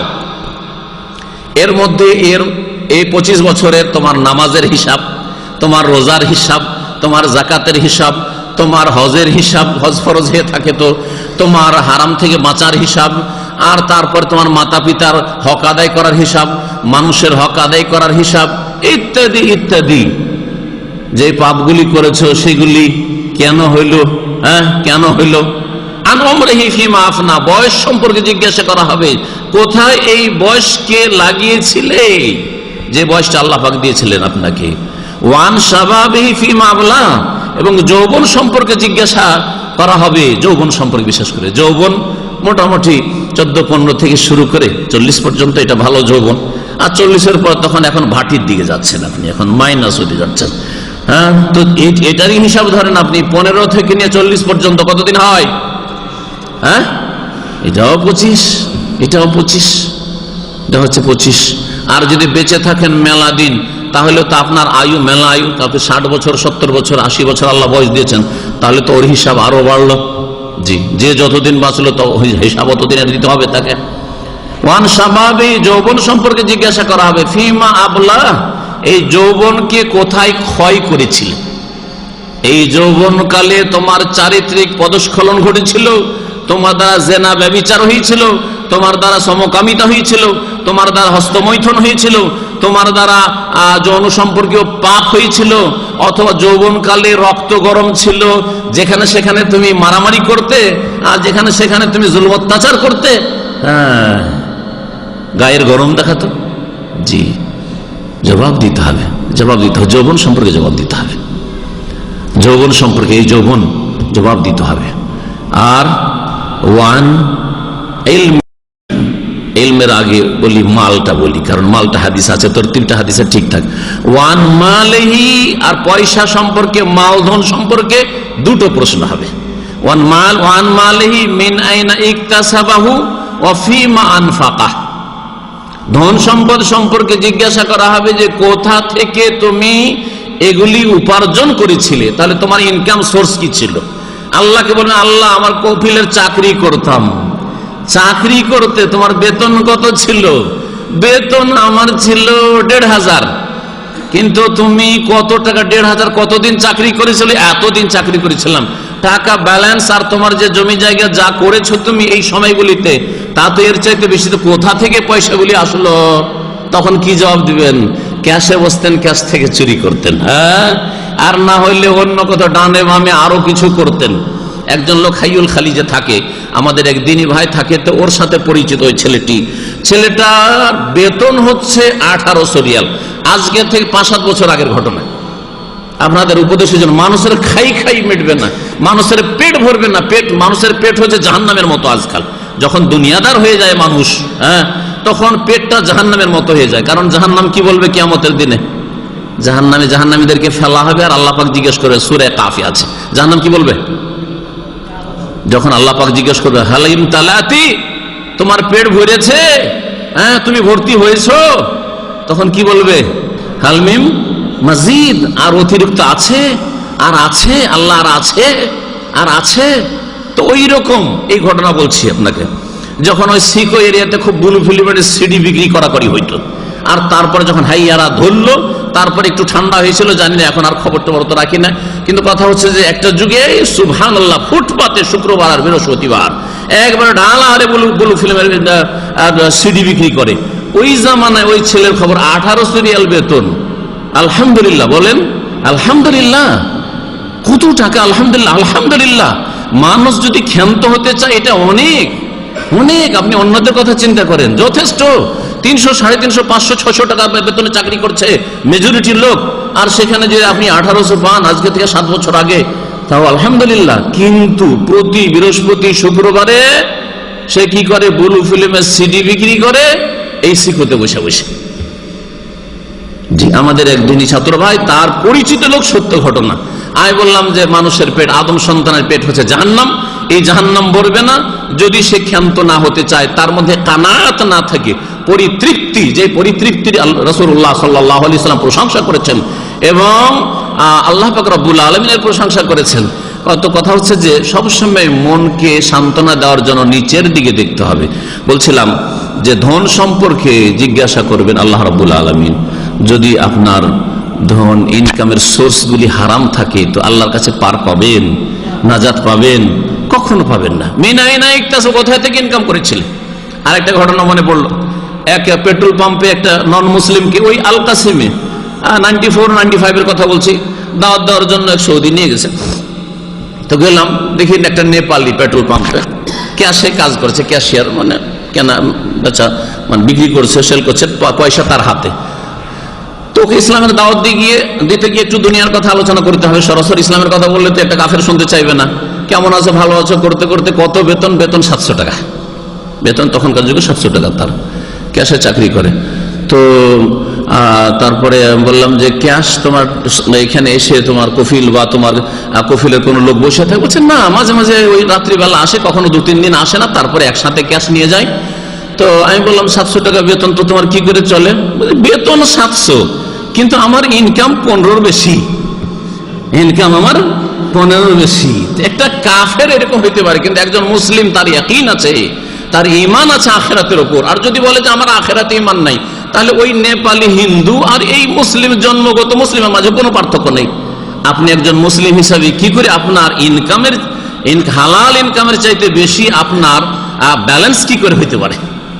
ব্যালেন্স কি করে হইতে পারে? 700 টাকা বেতন, আর সেখানে আপনার তাতেই পশিয়া যায় আরো মেলা ইনকাম আছে, অথচ আপনি বাকালাতে 18 ঘন্টা 16 ঘন্টা ডিউটি করে, আর কোনো পার্ট টাইমের কোনো উপায় নেই।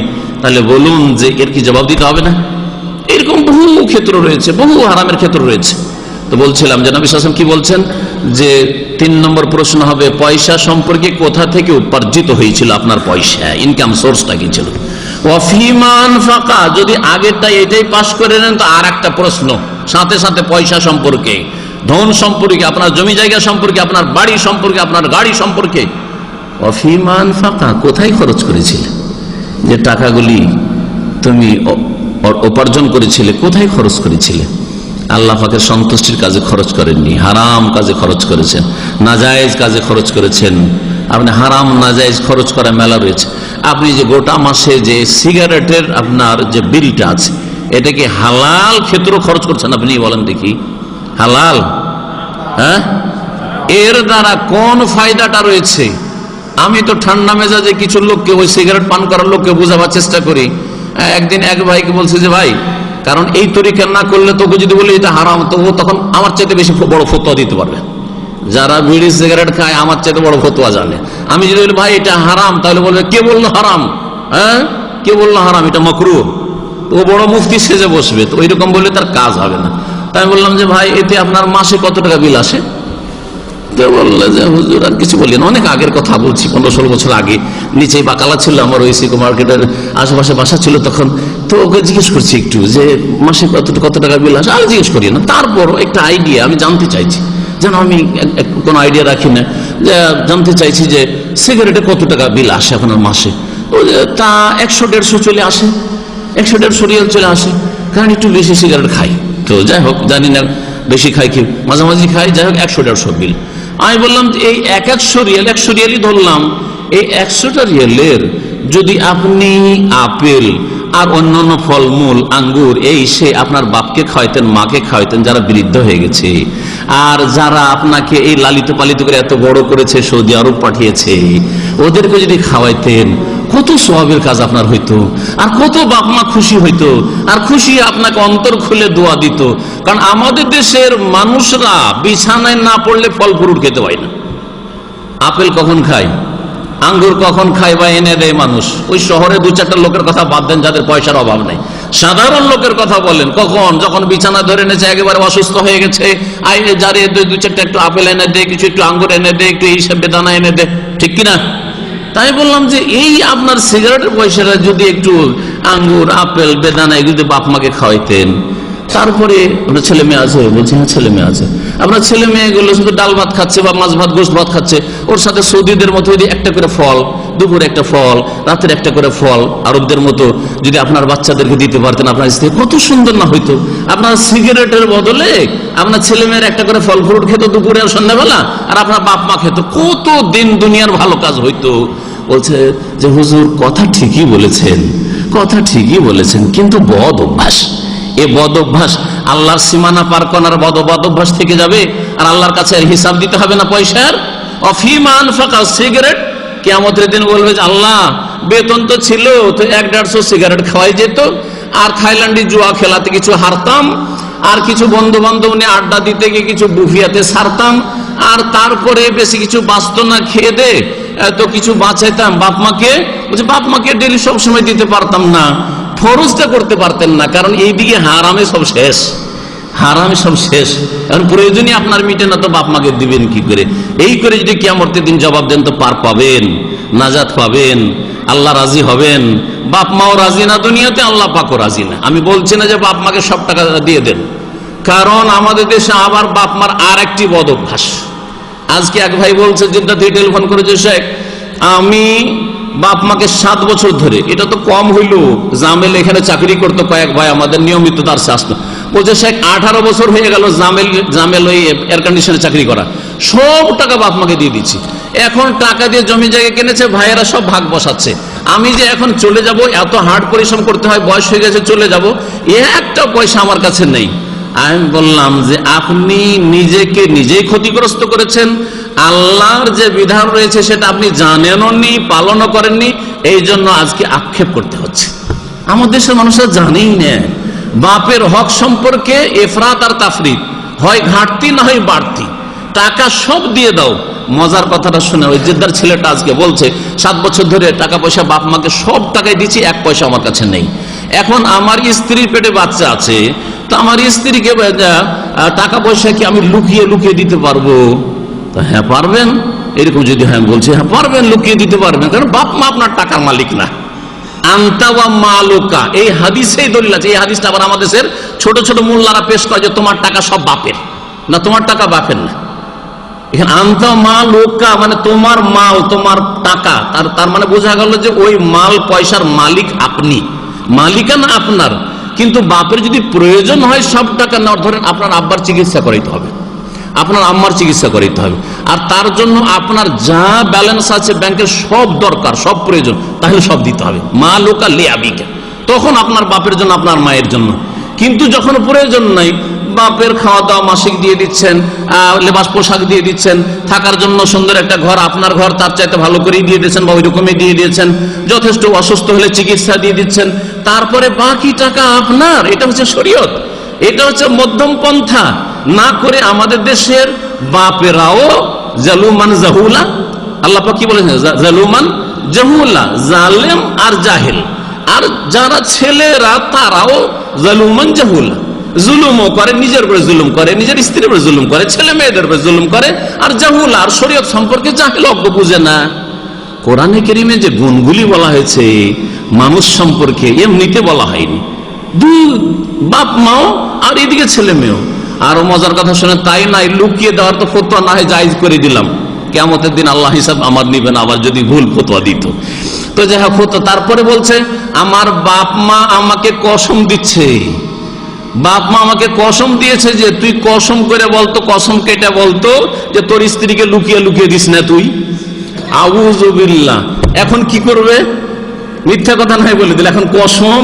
হ্যাঁ, তারপরে বাড়িতে ছুটি গেছিল, বলছে আমি কসম করে বলে এসেছি যে মা বাপকে, যে তোমাদের না জানিয়ে আমি আমার স্ত্রীকে এক পয়সাও দেব না। আরো মজার কথা, এখন এতগুলি ফতোয়া কেমন করে দেওয়া যায় ওকে? ও কসম ভাঙবে, ওইদিকে আবার কসম করেছে, কসমের উল্টা করবে। কসম কেনই বা করবেন? আর এই জালেম জাহেল বাপ কেনই বা এই কসম করাবে? মা কেন কসম করাবে? আশ্চর্য আমাদের অনইসলামিক পরিবার, অনইসলামিক পরিবার, ইসলামিক পরিবারই নাই, ইসলামিক কাঠামোই নাই এরপর পরিবারের। লা হাওলা ওয়ালা কুওয়াতা ইল্লা বিল্লাহ। তো কি বলতে গেতে বললাম, অফিমা আনফাকাহু, কোথায় খরচ করলে? বাপ মায়ের হক হচ্ছে যে তাদের যতটা প্রয়োজন মেটাতে হবে, প্রয়োজনের বেশি বাপ মার এই অধিকার মোটেই নেই যে তোর ইনকাম দে, কার নামে হবে? বলে আমার নামে হবে আর তোর মার নামে হবে। তারপরে এই জমি জায়গাগুলি কে পাবে? বলছে তোর ভাইরা সবাই মিলে ভাগ পাবে। আউযুবিল্লাহ। এটা কোন ইসলাম নাই, কোন ইসলাম না, কোন ইসলামে আজ পর্যন্ত আমি খুঁজে পাইনি। যে কেউ যদি খুঁজে পায় তো বলতে পারে। আপনি যদি সব টাকা পয়সা লাগে বাপ মায়ের প্রয়োজন মেটানোর জন্য, তাহলে সব টাকা দিতে হবে। আর না হলে তাদের যতটা খরচ লাগছে ততটা দিয়ে দিয়ে, আর তাদেরই যদি যথেষ্ট থাকে, অভাব নেই, তাহলে আপনার টাকা নেবে। আর এই ক্ষেত্রে আর এক জুলুম করে বাপ মা, বড় ছেলেগুলিকে চাপ দিয়ে তো নিয়ে নেই, আর এদের টাকা নিয়ে নিয়ে জমি নিজের নামে করে বসে আছে। ছোট ছেলেগুলি যখন নতুন বিয়ে করলো, বড় ভাইগুলির 2-4-5টা করে ছেলে হয়ে গেছে, সাথে সাথে ভিন্ন হয়ে গেল, একটা পয়সার সংসারে ওই ছোট ভাইগুলো দিল না, জুলুম করলো না? আমার কাছ থেকে 10 বছরের ইনকাম নিলেন, আর আমার ছোট ভাইয়ের কাছ থেকে আপনি 1 বছরের 1 মাসের ইনকাম নিতে পারলেন না। কিয়ামতের দিনে বাপ মাকে জবাব দিতে হবে না? অবশ্যই জবাব দিতে হবে, অবশ্যই জবাব দিতে হবে। জি হ্যাঁ, বলছিলাম অফিমা আনফাকা, কোথায় খরচ করবেন তাও জানতে হবে, দিন শিখা ফরজ। আর কোথা থেকে উপার্জন করবেন তাও জানতে হবে। আর এই ক্ষেত্রে সীমা লঙ্ঘন করলেও জবাব দিতে হবে। ইন্নাল ইনসানা লা ইয়াতগা, সীমা লঙ্ঘন করে কখন? যখন দেখে যে অভাব মুক্ত হয়েছি। নবী সাল্লাল্লাহু আলাইহি ওয়াসাল্লাম আরো বলছেন যে 5 নম্বরে প্রশ্ন কিয়ামতের দিন হাসর মাঠে হবে, ওয়ান ইলমিহি মাজা আমিলা ফি, আর ইসলামিক জ্ঞান অর্জন করেছে কিনা, ইলম সম্পর্কে। প্রথম কথা, তাহলে জ্ঞান অর্জন করেছেন কিনা। আজকাল অধিকাংশ মুসলিম ভাই বোনদেরকে জিজ্ঞেস যদি করেন যে ইমানের পিলার কয়টি, বলবে 5টি না হয় 7টি, ঠিকটা জানে না, 6টা জানে না। অধিকাংশরা হয় 5টি বলে দিবে, দিয়ে বলতে শুরু করে ইসলামের গুলো, ইমান জিজ্ঞাসা করে ইসলামের বলা শুরু করবে। আর না হলে 7টি বলবে, ওয়াল ইয়াউমিল আখির আর আল বাস বাদাল মউত, ওইটা দিয়ে আবার 7টা করে দেবে। এত অজ্ঞতা। আর যদি ইসলামের পিলার জিজ্ঞাসা করি তাও ঠিক করে বলতে পারেন না, হয় জানেই না কিছু, আর না হলে বলেও তো ভুল করে বলবে কলেমা, কালেমা, নামাজ, রোজা, হজ, যাকাত, এইরকম করে আমাদের দেশের লোকেরা বলবে। শতকরা 99 জন এরকম বলবে। যদি জিজ্ঞাসা করি কালেমা, শুধু কালেমা বলেন, তো কালেমাকে কি করব? কালেমাটাকে কি করব, কি করতে হবে? তো বলছে বিশ্বাস করতে হবে। তা বিশ্বাস তো ইমানের পিলার হয়ে গেল। ইমান মানে বিশ্বাস, হ্যাঁ, ইমানের সম্পর্ক ভিতরের সাথে। তো বিশ্বাস মানে তো ইমানে চলে গেল, ইসলামে থাকলো না। ওটা ইসলামের পিলার আলাদা জিনিস রয়েছে, ওটা আপনি ভুল করলেন। তাহলে জানেনই না যে ইসলামের প্রথম পিলারটি কি, আসল যেটি, যেই পিলার দিয়ে ইসলাম শুরু হয়, সেটাই জানেন না। নবী সাল্লাল্লাহু আলাইহি ওয়াসাল্লাম কালিমা বলেননি। নবী সাল্লাল্লাহু আলাইহি ওয়াসাল্লাম বলেছেন শাহাদাতি আল্লা ইলাহা ইল্লাল্লাহ, লা ইলাহা ইল্লাল্লাহর সাক্ষ্য প্রদান করা আর মুহাম্মদুর রাসূলুল্লাহর সাক্ষ্য প্রদান করা। তাহলে আপনাকে বলতে হবে যে কালিমা তাইয়্যিবার সাক্ষ্য প্রদান করা। সাক্ষ্য প্রদান এখান দিয়ে হয় না এখান দিয়ে হয়? জবান দিয়ে হয়। আপনি কোর্টে গিয়ে সাক্ষী দেন, তা আপনি ওই হৃদয় দিয়ে দেন না জবান দিয়ে দেন? জবানবন্দি বলে। সাক্ষীকে কি বলে? জবানবন্দি বা স্বীকারোক্তি জবানবন্দি। তাহলে বোঝা গেল যে সাক্ষী জবান দিয়ে হয়। তাহলে আপনাকে একজন মুসলিম হিসেবে প্রথম জানা ফরজ। আরে আমরা যখন কালিমা পড়ে নতুন মুসলমান হয় কোন হিন্দু খ্রিস্টান, তখন তাকে 6, 5, 11টা জিনিস শিখায়। তার প্রথম শিখায় ইসলামের প্রথম পিলার হচ্ছে লা ইলাহা ইল্লাল্লাহর সাক্ষী দেওয়া আর মুহাম্মদুর রাসূলুল্লাহ সাক্ষী দেওয়া। এই দুটো কালিমার যে পার্ট রয়েছে, অংশ রয়েছে, এই দুটো কথার সাক্ষী দেওয়া। আর 99 জন মুসলমান জানে না আর শিখবেন না। তাহলে এলেম সম্পর্কে যখন জিজ্ঞাসা শুরু হবে কিয়ামতের মাঠে, ওয়ান ইলমিহি, এলেম সম্পর্কে, তখন বলবেন হ্যাঁ লাদরি, কবরও বলে এসছি আর এখনো লাদরি, আফসুস কিছুই জানি না, আফসুই কিছু জানি না। আরে কিছু জানি না কে বললো? তুমি তো দুনিয়া খুব বুঝতে, ভিসা বুঝতে, তুমি ব্যবসা বিজনেস, সৌদি আরবে বিজনেস করতে, সবজি মার্কেট আর কত গাড়ির মার্কেট আর কত হারাজ মার্কেট, স্ক্র্যাপ মার্কেট আর কত কি বুঝতে তুমি। আর কে বললো তুমি জানতে না? আল্লাহ, দুনিয়া খুব জানতাম কিন্তু দিন শিখিনি। এই জবাব দিয়ে জান্নাত যেতে পারবেন? কখনো যেতে পারবেন না আপনি। ওয়ান ইলমিহি, এলেম সম্পর্কে এলেম আছে না নেই। আর তারপরে মাজা আমিলা ফি, এলেম ছিল তো আমল কি করেছেন? আপনি কি একজন মুসলিম হয়ে জানতেন না যে 5 ওয়াক্ত নামাজ ফরজ? কোন মুসলিম জানে না যে 5 ওয়াক্ত নামাজ ফরজ? 5 ওয়াক্ত নামাজ ফরজ জানেন না? অবশ্যই জানেন। তো আল্লাহ জিজ্ঞেস করে ঠিক আছে তুমি জানতে 5 ওয়াক্ত নামাজ ফরজ, তো ফজর নামাজ পড়তে? আল্লাহ 4টা পড়তাম, 5 ওই ফজরটা পড়তাম না, ফজর নামাজ পড়তাম না, জান্নাত পেয়ে যাবেন? হ্যাঁ, কখনো পাবেন না আপনি। নামাজ আল্লাহ 5 ফরজ করেছেন, 5 পুরা করে দিতে হবে। আর 5 ওয়াক্তে যেভাবে আল্লাহ ভাগ করে দিয়েছেন 17 রাকাত ফরজকে ওইভাবে ভাগ করে করে পড়তে হবে। একসাথে 17 পড়ে নেবেন, ফরজ নফল সবকিছু বাড়িয়ে চাড়িয়ে এর সাথেই, আর ফজরকে গায়েব করে দিবেন, আউট করে দিবেন যে আল্লাহ ওইটা পারলাম না, এইভাবে জান্নাত পাওয়া যাবে না। এই অজ্ঞতার সাথে ইসলাম পালন করলে এইরকম অজ্ঞতার ইসলাম দিয়ে জান্নাত পাওয়া যাবে না। এলমের ইসলাম লাগবে, নলেজের ইসলাম লাগবে। সঠিক জ্ঞান অর্জন করে যে ইসলাম আল্লাহ নাযিল করে সেই ইসলাম পালন করতে হবে, তাহলে জান্নাত পাওয়া যাবে। সম্মানিত ভাতৃমণ্ডলী, বলছিলাম যে মালের ফিতনা, পয়সার ফিতনা খুব বড় ফিতনা। আল্লাহ পাক এই জন্য পয়সাকে ফিতনা বলেছেন। আর ছেলে মেয়েরা ফিতনা, ফিতনাতুল আওলাদ, ও এক বড় ফিতনা রয়েছে, যে ফিতনাগুলি এখন বলার সময় নেই। আমি কিন্তু ওয়াদা করেছিলাম যে 1 ঘন্টা শেষ করবো, 1 ঘন্টা পার হয়ে প্রায় চলে গেছে, সুতরাং কথা আর বেশি বাড়াবো না। আল্লাহ পাক বলছেন ইয়া আইয়ুহাল্লাযীনা আমানু লা তুলহিকুম আমওয়ালুকুম ওয়ালা আওলাদুকুম আন যিকরিল্লাহ, তোমাদেরকে যেন গাফিল না বানিয়ে দেয়, অলস না করে দেয়, হ্যাঁ, উদাসীন না করে দেয়। আমওয়ালুকুম, তোমাদের টাকা পয়সা, ধন সম্পদ, ব্যবসা বাণিজ্য, ওয়ালা আওলাদুকুম, আর তোমাদের ছেলে মেয়েরাও যেন গাফিল না করে দেয়, উদাসীন না করে দেয়। কিসে থেকে? আন যিকরিল্লাহ, আল্লাহ পাকের স্মরণ থেকে। সুন্নতি জিকির নয়, সকাল সন্ধ্যার জিকির নয়, আর ওই বিদাতি ওজিফার জিকির নয়, হ্যাঁ, আর ওই বেদাতি ওজিফার কিতাব পড়া নয়, দুরুদের তাজ আর দোয়াই গঞ্জুল আর ওই সব পড়া নয়, ওগুলো মানুষের তৈরি করা। আল্লাহ পাকের জিকির, যে জিকিরের কথা কোরআনে কারীম আল্লাহ উল্লেখ করেছে, সেটা হচ্ছে ফরজ জিকির। আর ফরজ জিকির আপনার শুরু হয় তাওহীদের পরে 5 ওয়াক্ত সালাত নামাজ থেকে। আল্লাহ পাক সূরা তাহাতে ইরশাদ করেছেন ওয়া আকিমিস সালাতা লিযিকরি, সালাত কায়েম করো, নামাজ কায়েম করো আমার জিকিরের উদ্দেশ্যে, আমার স্মরণের উদ্দেশ্যে। জি, আমার স্মরণের উদ্দেশ্যে। সুতরাং এখানে আন যিকরিল্লাহ, সবচেয়ে বড় জিকির আপনার পয়সা, ধন সম্পদ, আপনার ছেলে মেয়ে, আপনার স্ত্রী, যাতে করে ফজরের নামাজ থেকে গাফেল না করে দেয়, জোহরের নামাজ থেকে গাফেল না করে দেয়। যে ছেলে মেয়েদেরকে স্কুল থেকে নিতে নিতে জোহরের নামাজ গেল আর পড়লেন না, ওইটা গেল এইভাবে। অথবা ব্যাচেলর লোকেরা জোহরের সময় রান্না বান্না করতে করতে জোহরটা গেল, ওইটা বাদ গেল। আর আসরের সময় একটু খেয়ে দিয়ে ঘুমে গেল, মাগরিব এশাটা যেহেতু কফিলের ডিউটিতে একটু তো রেস্ট নিতে হবে, সেই জন্য পড়লাম। এরকম আজকালকার এখানে প্রবাসীদের নামাজ কেমন জানেন তো? এরকমই নামাজ, কিন্তু যারা দোকানপাটে ডিউটি করে মাগরিব এশাটা ঠিক করে পড়ে, ওটাতে একটু ত্রুটি আছে, যদি ঠিক করে বলি তো ভুল হবে। এশার সময় দেখি অনেক লোককে দেখেছিও আর শুনিও খুব, আর যখন তখন দেখি দোকানটা বন্ধ করে ওপরে হয়তো বাসা আছে উঠে গেল চা পানি করার জন্য, কারণ 10-11 মধ্যে ডিউটি করবে। ওই যতক্ষণ পর্যন্ত নামাজ হবে ততক্ষণ পর্যন্ত রুমে একটু চা পানি নাস্তা করলো, আর ওই টিভিটা খুলে দিয়ে আড্ডা দিল, আর যেমনই নামাজটা শেষ হলো নিচে নেমে আবার ডিউটি করা শুরু করলো। জোহর গেল রান্নাই, হ্যাঁ, অথবা যারা ফ্যামিলি নিয়ে আছেন তাদের স্কুলের বাচ্চা নিয়ে আসায় বাংলাদেশ স্কুলের কাছে পার্কিং করে বসে আছেন এইরকম অবস্থায়, অথবা ধান্দাতে ঘুরছেন, বিভিন্ন ধান্দাতে ঘুরছেন আপনি। আর আসর গেল ঘুমে, আর মাগরিব কোন রকম করে পড়লেন, এশাটা গেল চাপানি নাস্তায়, আর ফজরটা গেল আবার নিদ্রায়। লা তুলহিকুম আমওয়ালুকুম ওয়ালা আওলাদুকুম আন যিকরিল্লাহ, তোমাদের ধন সম্পদ আর তোমাদের ছেলেমেয়েরা যাতে করে আল্লাহ পাকের জিকির থেকে, ফরজ জিকির থেকে গাফেল না, সুন্নত জিকির থেকে যদি গাফেল হয়ে যান, আল্লাহ কিয়ামতের দিন জিজ্ঞেস করবেন না। আল্লাহ এই কথা কখনো জিজ্ঞেস করবেন না। আপনি অনেক নেকিতে বঞ্চিত হবেন, কিন্তু সকালে জিকির কেন করনি, সন্ধ্যার জিকির কেন করনি, গাড়িতে চড়ার দোয়া কেন পড়নি, হ্যাঁ, বাড়িতে ঢোকার কেন দোয়া পড়নি, এইসব কথা আল্লাহ জিজ্ঞেস করবেন না।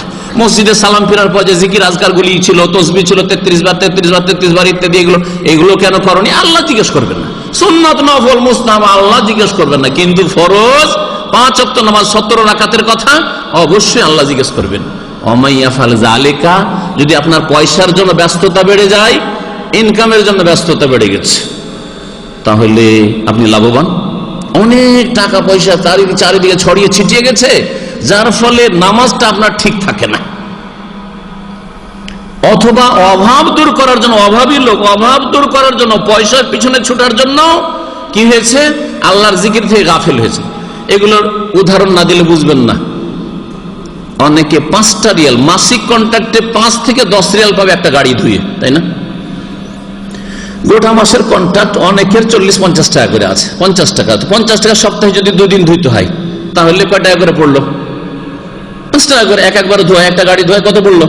5 টাকা ধরেন, 5 টাকা পড়লো না, ম্যাক্সিমাম 10 টাকা পড়লো। 5টা টাকার জন্য ভালো করে খেয়াল করে দেখবেন, আজান আর একামতের মাঝখানেও শুধু নয়, আজান হইলো, একামত হলো, ঠিক যখন নামাজ চলছে তখন গাড়ি ধুইছে। আমার বাসার নিচে কতবার নসিহত করেছি, আর না হয় ক্লিন করাছে, যে লোকেরা রয়েছে আমার বসে আছে, বেশ কিছু আমাদের ভাইরা আছে মাশাআল্লাহ। আমাদের ওখানে একটা আলোচনা হয় আমাতে, তো দেখছি যে বেশ কিছু ফজরের নামাজে মাশাআল্লাহ ও ক্লিনের ড্রেস নিয়ে এসে নামাজ পড়ছে। খুব ভালো লাগে যে ক্লিনের ড্রেস নিয়ে একজন আমার পাশে নামাজ পড়ছে, পরিচিত, আমাকে চেনেন। কত যে খুশি লাগলো যে ক্লিনের ড্রেস নিয়ে আলহামদুলিল্লাহ এরা ফজর নামাজ পড়ছে, শীতের সময়, ঠান্ডার সময়। কিন্তু অধিকাংশ মেজরিটি যেটা, সেটা হচ্ছে ক্লিন করে রোদরে ঠান্ডায় নামাজ হচ্ছে, রাস্তায় বসে আছে, রাস্তায় বসে আছে। বলে ভাই এরকম বসে কেন আপনি, ঠান্ডাতে এখানে ভালো লাগছে, আরে চলে যান মসজিদে, একটু আরাম পাবেন ঠান্ডার সময়। যদি শীতকাল হয়, গরমের দিনে এত গরম, হিউমিডিটি, ঘামে থাকা যায় না। আর এখানকার যে ঘামের একটা চাপ আছে, একবার আঠা হয়ে ধরে, এত কষ্ট। আপনি এখানে বসে আছেন, একটু মসজিদে গেলে শরীরটাও আরাম পেয়ে যায়, মনটাও আরাম পেয়ে যায়, আত্মাটাও আরো শান্তি পেয়ে যায়, আর আল্লাহ পাকের ফরজটাও আদায় করা হয়। এই বলে বলে মাঝে মধ্যে লজ্জায় দেখি যে মসজিদে ঢুকেছে কিন্তু নামাজ পড়ে না। আর গাড়ি ধোয়াদের কথা তো বলতে হবে না, কখন গাড়ি ধুয়ে জানেন, যখন ঠিক নামাজটা চলছে। কারণ ওদের আর একটা ভয় আছে, অন্য সময় গাড়ি ধুলে কি জানি ওখানে যাওয়াজাত ধরে, পুলিশ টুলিশে ধরে নিয়ে যায়। আর নামাজের সময় তো ওরাও নামাজ নিয়ে ব্যস্ত থাকবে, এই সময় ধরাধরি নেই, আমার এই মাঝে নামাজ চলাকালীন গাড়িটা ধোয়া হয়ে যাবে। তাহলে এই 5টা 10টা রিয়ালের জন্য আখিরাতকে বিক্রি করে দিয়েছে। লা তুলহিকুম আমওয়ালুকুম ওয়ালা আওলাদুকুম আন যিকরিল্লাহ। মাসে একটা ছেলে আমাদের মহল্লা তাহিয়ুন নাখিল গাড়ি কন্ট্রাক্ট, কতটি গাড়ি তোমার কন্ট্রাক্ট আছে? মাশাআল্লাহ, ও বড় কন্ট্রাক্টর, ওর আন্ডারে আর 2 জন ক্লিনার আছে, সব ক্লিন করছে, আর অনেক টাকা ইনকাম করে, যা বুঝতে পারলাম। তো তারপরে এত টাকা ইনকাম করে আল্লাহ কি বলছেন, নামাজ ছেড়ে দিয়ে, ফরজ ওয়াজিব ছেড়ে দিয়ে এই কাজগুলি যদি করেন, ওমাইয়াফাল যালিকা ফাউলাইকা হুমুল খাসিরুন, যারা এইরকম আল্লাহর জিকির নামাজ বাদ দিয়ে ইনকাম করে টাকা পয়সা জমা করবে, এরা হচ্ছে ক্ষতিগ্রস্ত, এরা লাভবান নয়, এরা বেনিফিটেড নয়। আল্লাহ বলছেন ক্ষতিগ্রস্ত, খাসিরুন, খাসিরুন ফিদ দুনিয়া খাসিরুন ফিল আখিরাহ, দুনিয়ায় ক্ষতিগ্রস্ত। আল্লাহ পাকে যখন বালা মুসিবত আসবে, আর এই টাকা দিয়েও চিকিৎসা করে শেষ করতে পারবে না। আল্লাহ পাক বরকত যখন জিন্দেগির ছিনিয়ে নিবে, না তার স্ত্রীর মধ্যে বরকত রয়েছে, না তার ছেলে মেয়েদের মধ্যে বরকত রয়েছে, না তার নিজের শরীর স্বাস্থ্যে বরকত রয়েছে। আল্লাহ যখন ছিনিয়ে নেবেন এসব নিয়ামত, তখন না বুঝতে পারবে, কিন্তু যখন বুঝবে তখন তার টাইম শেষ হয়ে গেছে, আর সংশোধনের সময় নেই। ক্ষতিগ্রস্ত যারা অনেক পয়সার মালিক, মাশাআল্লাহ আমাদের সামনে অনেকে আছেন যারা হয়তো বড় বড় ব্যবসা করেন, অনেক পয়সার মালিক, বেশি পয়সার জন্য ব্যস্ত, বেশি পয়সা হয়ে গেছে, অনেক পয়সা, যার ফল নামাজ পড়ার সময় হয় না। রাত 12টা 1টায় দোকানপাট ব্যবসা বাণিজ্য বন্ধ করে বাসায় গেলেন, আর তারপরে খেয়ে দিয়ে ঘুমাইতে ঘুমাইতে রাত 2টো হয়ে গেল। ফজরে উঠা কি সম্ভব? নিজে কি সম্ভব মনে করছেন না? আর আসলে এইরকম দুনিয়ার পিছনে এরকম মরিয়া ছোটেন তো মুশকিলই আছে খানিকটা। ফজরে আর উঠলেন না। অমাইয়া ফাল জালেকা, এই কোটি কোটি টাকা যা ইনকাম করে, কোটি কোটি টাকা ইনকাম করে যারা শহরে বাড়ি তৈরি করেছেন আর বড় বড় নতুন নতুন গাড়ির মালিক হয়েছেন ইত্যাদি, এরা আল্লাহ বলছেন ফাউলাইকা হুমুল খাসিরুন, এরাই ক্ষতিগ্রস্ত। ফরজ নামাজ ছেড়ে দিয়ে ক্ষতিগ্রস্ত। তাহলে কি পয়সা ইনকাম করাই যাবে না নাকি? এটা জানতে হবে, এটা দিয়ে শেষ করব। পয়সা ইনকাম করা যাবে? পয়সা ইনকাম করা ভালো কাজ না মন্দ কাজ? ভালো কাজ, সবসময় ভালো কাজ। একদল বললো ভালো, আপনারা কি বলছেন? পয়সা ইনকাম করা ভালো কাজ না মন্দ কাজ? অন্যরা বলেন। সবাই একমত? পয়সা ইনকাম করা ভালো কাজ না মন্দ কাজ? হ্যাঁ, ভালো কাজ। হালাল ইনকাম করলে ভালো কাজ। হালাল ইনকাম করলেন, কিন্তু হালাল ইনকাম করতে হালাল আপনার নিজের ব্যবসা, স্পেয়ার পার্টসের ব্যবসা অথবা গাড়ির ওয়ার্কশপ, হ্যাঁ আপনার হালাল ব্যবসা, কিন্তু আপনি ওই এত ব্যস্ত থাকেন ওই কাজের জন্য যে নামাজ পড়ার টাইম পান না। ভালো ভালো। টাকা পয়সার জাকাত দেন না, ইনকাম হালাল কিন্তু টাকা পয়সার জাকাত দেন না, ভালো। হ্যাঁ, বাপ মার খরচ দেন না, ভালো। তাহলে পয়সা সম্পর্কে এখন শুনেন, পয়সাকে পয়সা হিসাবে ভালো বলা যাবে না মন্দ বলা যাবে না। উত্তরটা ভালো শুনেন, এটা আমার উত্তর না, শাইখুল ইসলাম ইবনে তাইমিয়া রাহমাতুল্লাহ আলাইহি আজকে পড়ছিলাম, উনি বলছেন আল মাল মিন হাইসুল মাল, পয়সা এজ এ পয়সা, হ্যাঁ মানি এজ এ মানি, পয়সা পয়সা হিসাবে লা ইউহমাদু ওয়ালা ইউজাম্মু, ওর প্রশংসাও নেই আর ওর কি নেই, হ্যাঁ ওর বদনামও নেই আর ঘৃণাও নেই। ওটা প্রশংসারও বস্তু না আর ওটা ঘৃণারও বস্তু না। ওটা কোনো ঘৃণা বস্তু না, নোংরাও বস্তু না, আর ওইটা কোনো প্রশংসারও বস্তু না। তাহলে কি করব? তাহলে বলছে যে পয়সা প্রশংসিত হবে অথবা নিন্দিত হবে মিন হাইসু ইস্তেমালিহি, তার ব্যবহারের ভিত্তিতে। পয়সার ব্যবহারটা কোথায় হচ্ছে? পয়সার ইনকাম এবং ব্যবহার, হ্যাঁ ব্যয়, আয় এবং ব্যয়, এটাকে কেন্দ্র করে পয়সার হয় প্রশংসা হবে আর না হলে নিন্দা করা হবে। আশা করি কথা খুব বুঝতে পারছেন, তাই না? এই কথাটাকে ভেঙে আপনারাই বুঝতে পারবেন। পয়সা ইনকাম যদি আল্লাহর সন্তুষ্টির তরিকায় করে থাকেন, যতই পয়সা হোক না কারণ, কোটি কোটি টাকার মালিক হওয়া অসুবিধা আছে, কিন্তু আল্লাহকে নারাজ করে নয়, আল্লাহর দ্বীনের বিধিবিধান নষ্ট করে নয়, নামাজের ওপর এর কুপ্রভাব পড়বে এরকম চলবে না, হারাম আল্লাহর বর্ডার সীমা লঙ্ঘন করে চলে যাবেন পয়সা ইনকাম করতে গিয়ে, তা নয়। যদি পয়সা ইনকাম করতে গিয়ে আল্লাহকে নারাজ না করেন আর পয়সা খরচ করতে গিয়ে আল্লাহকে নারাজ না করেন, বরং আল্লাহ পাকের সন্তুষ্টির কাজে বেশি বেশি খরচ করতে পারেন, যত বেশি খরচ করবেন তত পয়সা প্রশংসিত। আবু বকর পয়সা প্রশংসিত নয়? আবু বকর রাদিয়াল্লাহু তাআলা ধনী মানুষ ছিলেন, সমস্ত পয়সা রাসূলুল্লাহ সাল্লাল্লাহু আলাইহি ওয়াসাল্লামের জন্য দিয়ে দিয়েছিলেন। খাদিজা রাদিয়াল্লাহু তাআলা আনহার মতো ধনী মহিলা কমই আছে আজকে। তার পয়সা দিয়ে অনেকে ব্যবসা করতো মক্কায়, আর সবচাইতে বিশ্বস্ত আমানতদার পেয়েছিলেন তিনি ব্যবসা করাবার জন্য মুহাম্মদ রাসূলুল্লাহ সাল্লাল্লাহু আলাইহি ওয়াসাল্লামকে। ব্যবসা অনেক লোককে দিয়ে করিয়েছিলেন, কিন্তু খাদিজার পয়সাতে ব্যবসা করে যখন রাসূলুল্লাহ নিয়ে আসলেন সাল্লাল্লাহু আলাইহি সাল্লাম, তখন এত মুগ্ধ হইলেন যে এত ভালো মানুষ, কারণ তার সাথে তার গোলাম মাইসারাকে পাঠিয়েছিলেন। গোলাম এসে এত সুন্দর রিপোর্ট দিল খাদিজার গোলাম, যে এইরকম মানুষ তো জীবনে আপনি পাবেন না ব্যবসা বাণিজ্য করার জন্য। as-sadiq al-amin, এত সত্যবাদী, এত আমানতদার, আর এত আল্লাহ ভীরু, এত সৎ, অথচ ইসলাম নাজিলই হয়নি, হ্যাঁ আয়াত নাজিলই হয়নি, নবী তিনি হননি, নবুয়তির আগের ঘটনা এগুলো। এত ভালো মানুষ তিনি, তখন তিনি মাধ্যম দিয়ে প্রস্তাব দিলেন যে আমাকে বিয়ে করবে কিনা, আমাকে বিয়ে করবে কিনা, দেখো আমি ওকে বিয়ে করতে চাই। সুবহানাল্লাহ। বিয়ে করার পরে এক পয়সা নিজে রেখেছিলেন, সব পয়সা ইসলামের খেদমতে এবং নির্যাতিত যারা মজলুম তাদের সাহায্যের জন্য, ওই মজলুম নির্যাতিত দাসগুলি ছিল সেগুলোকে কেনার জন্য আবু বকরের পয়সা, খাদিজার পয়সা, ইসলামের খেদমতের জন্য, দাওয়াতি কাজের জন্য সব পয়সা ব্যয় করে দিয়েছিলেন। ওসমান রাদিয়াল্লাহু তাআলা আনহুর উপাধি হচ্ছে ওসমান গনি। জানেন না ওসমান? আমাদের দেশের লোকেরা একটু গোল করে বলে গুনি। গুনি নয়, আসলে গুনি তো আমাদের দেশে আবার ওঝাকে বলে, গুনি না। কি বলবেন এটা? ওসমান গনি। গনি মানে কি? ধনী। গনি মানে ধনী, ফকিরের বিপরীত গনি। উসমান রাদিয়াল্লাহু তাআলা খুব ধনী মানুষ ছিলেন। মদিনায় আসলেন, মসজিদের জায়গা লাগবে, আর ওই মসজিদ নবীর জায়গাটা দুই ইয়াতিমের জায়গা। নবী করিম সাল্লাল্লাহু আলাইহি ওয়াসাল্লাম ইয়াতিমদের কাছে চাইলেন জায়গাটা কিন্তু কিনে নেব। ওরা বলে ইয়া রাসূলুল্লাহ লা নাতলুবু সামানু ইল্লা ইলাল্লাহ, আল্লাহর কাছে আমরা পয়সা নেব, আপনার কাছে কোনো পয়সা নেব না, আল্লাহর কাছে নেব আমরা এর মূল্য। নবী সাল্লাল্লাহু আলাইহি ওয়াসাল্লাম বললেন কখনো না, তোমাদের কাছে বিনা পয়সাতে নেব না, কারণ তোমরা যদি মুক্ত হস্তেও দান করো মুনাফিকরা বলার সুযোগ পাবে, কাফেররা বলার সুযোগ পাবে যে দেখো এই সুবিধাবাদী, দেখো ইয়াতিম ছেলেদের জমিটাকে দখল করে নিল। বলবে না? বলবে না?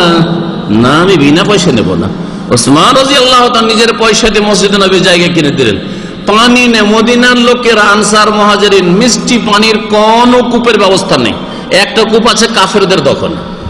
অনেক দূর থেকে পানি মশকে করে আর উটের পিঠে করে নিয়ে আসতে হয়। একটি কুয়া পাওয়া গেল, কিন্তু কুয়া কিনতে হবে না। নবী সাল্লাল্লাহু আলাইহি ওয়াসাল্লাম বললেন মাইয়াশতারি বিরা রুমাতা ফালাহুল জান্নাহ, কে এই রুমা নামের কূপটি, কুয়াটি ক্রয় করে দেবে তার জন্য জান্নাত রয়েছে, এবং তার সাথে ওয়াদা করেছি ফায়াজালু দালওয়াহু মা দিলাইল মুসলিমিন, সেও পানি খেতে পারে, ওয়াকফ করে দিবে, অন্য মুসলিমরাও পানি খাবে, আর তারও সমান অধিকার থাকবে, সেও সেই কূপের পানি থেকে পানি খেতে পারবে। এমন না যে আমি সাদকা করে দিলাম তা আমি আর ওই কূপ থেকে পানি খেতে পাবো না। নবী সাল্লাল্লাহু আলাইহি ওয়াসাল্লাম বললেন ওয়াকফ, কিন্তু তোমারও তাতে হক থাকলো, তুমিও ওই মিষ্টি পানি খেতে পারবে। উসমান রাদিয়াল্লাহু তাআলা বলছে ফাশতারাইতু বিসুলবি মালি, তিরমিজির হাদিস রয়েছে, আমি নিজের হালাল পয়সা দিয়ে আমি এই কূপ কিনে মুসলিমদের জন্য ওয়াকফ করে দিলাম। তো পয়সাকে যদি আল্লাহকে রাজি করার ক্ষেত্রে লাগাইতে পারেন তো আপনি কামিয়াব, কামিয়াব, তাহলে মুফলিহুন, তাহলে ফায়েজুন, আপনি একেবারে সাকসেস নাজেহুন। আর যদি পয়সা আপনাকে বিভ্রান্ত করে, পয়সা ফরজ ওয়াজিবকে নষ্ট করে দেয়, পয়সা যদি হারাম নাজায়েজে লিপ্ত করে দেয়, পয়সার কারণে যদি আপনি দুনিয়ামুখী হয়ে যান আর আখিরাত থেকে গাফিল হয়ে যান, জান্নাতের কথা কখনো মনে পড়ে না, জাহান্নামের ভয় অন্তরে কখনো হয় না, আর মনে হচ্ছে যে আমার আর কোনো চিন্তা নেই। কাল্লা ইন্নাল ইনসানা লায়াতগা আর রাআহু ইসতাগনা, মানুষ সীমা লঙ্ঘন করে কখন? যখন দেখে যে খুব অভাব মুক্ত হয়ে গেছে, সচ্ছল হয়ে গেছে, আর কারো মুখাপেক্ষী নয়, তখন সীমা লঙ্ঘন করা শুরু করে। এদের জন্য জান্নাত নয়, এরা অসৎ লোক, যারা পয়সা হলে বা জনবল হলে বা নেতৃত্ব পেলে, পোস্ট পেলে, খ্যাতি পেলে ইত্যাদি দুনিয়ার কিছু পেলে এমন আনন্দিত হয় যে আর মনে করে যে কারো প্রয়োজন নেই, কারো ধারধারি নারী, কেউ আমার সহযোগিতা করুক আর নাই করুক, আমার সাথে পয়সা দিয়ে লোককে কিনে নেব, এইরকম যদি হয় তাহলে এরা হচ্ছে জাহান্নামের ইন্ধন, এরা হচ্ছে দুনিয়ামুখী, আখিরাতমুখী নয়। আপনাকে আখিরাতমুখী হইতে হবে, জান্নাতমুখী হইতে হবে। জান্নাত কার জন্য আল্লাহ সৃষ্টি করেছেন, কার জন্য আল্লাহ তৈরি করেছেন? শুনুন, যে আয়াত তেলাওয়াত করে উমর বিন আব্দুল আজিজ রাহমাতুল্লাহ আলাইহি খলিফায়ে রাশিদ, উমাইয়া বংশের সবচেয়ে ভালো খলিফা, এবং 4 খলিফার পরে মাঝখানে গ্যাপের পরে যে তার খেলাফত ছিল, তারপরও তাকে আবু বকর, ওমর, ওসমান, আলীর পরে 5ম খলিফা বলা হয়েছে। আর হাসান রাদিয়াল্লাহু তাআলা 6 মাসকে যদি খেলাফত ধরে নেওয়া যায়, আর ওটা একটা খেলাফত, যদি অল্প সময়ের জন্য, সেই জন্য ওমর বিন আব্দুল আজিজকে অনেকে 5ম বলেছেন, কিন্তু হাসান রাদিয়াল্লাহু তাআলা আনহু খলিফায়ে রাশিদ ছিলেন, তাকে যদি 5ম বলা হয় তাহলে 6ষ্ঠ খলিফায়ে রাশিদ হচ্ছেন ওমর বিন আব্দুল আজিজ রাহমাতুল্লাহি আলাইহি। তিনি তার ইন্তেকালের পূর্ব মুহূর্তে এই আয়াতটি পাঠ করেছিলেন। যেমনই এ তেলাওয়াত শেষ হয় আয়াতটির, তখনই তার রূহটি আল্লাহ পাক রব্বুল আলামিনের কাছে চলে যায়, তিনি ইন্তেকাল করেন রাহমাতুল্লাহি আলাইহি। এই উমর আব্দুল আজিজ যে আয়াতটি তেলাওয়াত করে শোনায় আপনাদেরকে, সূরা কাসাস থেকে, তিলকা দারুল আখিরাহ, এই হচ্ছে আখিরাতের ঘর জান্নাত। তিলকা দারুল আখিরাহ, এই হচ্ছে আখিরাতের জান্নাতের ঘর। নাজআলুহা লিল্লাযিনা লা ইউরিদুনা উলুওয়ান ফিল আরদি ওয়ালা ফাসাদা, এই জান্নাতের ঘর আমি বরাদ্দ করেছি, নাজআলুহা, লিল্লাযিনা, ওই সব লোকদের জন্য যারা লা ইউরিদুনা, যারা চাই না, ফিল আরজে, এই পৃথিবীতে ভূপৃষ্ঠে, উলুওয়ান, উপরে হইতে, দাপট দেখাতে চাই না, বাহাদুরি দেখাতে চাই না, অহংকার করতে চাই না, নিজেকে বড় মনে করতে চাই না, ওয়ালা ফাসাদান, এবং ফাসাদ সৃষ্টি করেন না। ফাসাদ সৃষ্টি করা হচ্ছে পাপে লিপ্ত হওয়া, ফাসাদ সৃষ্টি করা হচ্ছে জুলম অত্যাচার করা, ফাসাদ সৃষ্টি করা হচ্ছে আল্লাহ পাকের সীমানাকে অতিক্রম করে যাওয়া। যারা ফাসাদও সৃষ্টি করে না, বিশৃঙ্খলা সৃষ্টি করে না, অশান্তি সৃষ্টি করে না, আর ফিতনা ফাসাদে লিপ্ত হয় না, যেগুলি সবগুলি ফরজ ওয়াজিব ছাড়া, আর তারপরে হারাম নাজাইজে লিপ্ত হওয়া, সীমা লঙ্ঘন করা, আল্লাহর হক নষ্ট করা, রসুলের হক নষ্ট করা, আর তারপরে মাতা পিতার হক নষ্ট করা, আত্মীয় স্বজনদের হক নষ্ট করা, মুসলিম সমাজের হক নষ্ট করা, প্রতিবেশীর হক নষ্ট করা, তারপরে যে কোনো মানুষ অমুসলিম যদি আপনার আশেপাশে চলাফেরায় আসে তাদের কোনো আল্লাহর সৃষ্টির হক নষ্ট করা, সবগুলি হচ্ছে ফাসাদ। যারা ফাসাদ করে না আর যারা নিজেকে বড় মনে করেন, অহংকার করে না, তাদের জন্য আমি আখিরাতের জান্নাত রেখেছি। ওয়াল আকিবাতু লিল মুত্তাকিন, আর উত্তম পরিণাম রয়েছে, শুভ পরিণাম রয়েছে লিল মুত্তাকিন, আল্লাহ ভীরুদের জন্য, যারা আল্লাহকে ভয় করে গুনাহ থেকে বেঁচে থাকে, আল্লাহকে ভয় করে ফরজ ওয়াজিব আদায় করে, আল্লাহকে ভয় করে তারা আল্লাহর অসন্তুষ্টির কাজে যায় না, আল্লাহ অসন্তুষ্টির কথাতেও যায় না। এক কথায় আল্লাহ পাকের দ্বীনের যারা হেফাজত করে, মুত্তাকিন। আর মুত্তাকিনদের এখানে আল্লাহ পাক দুটি গুণ বর্ণনা করেছেন, দুটি হচ্ছে নেগেটিভ।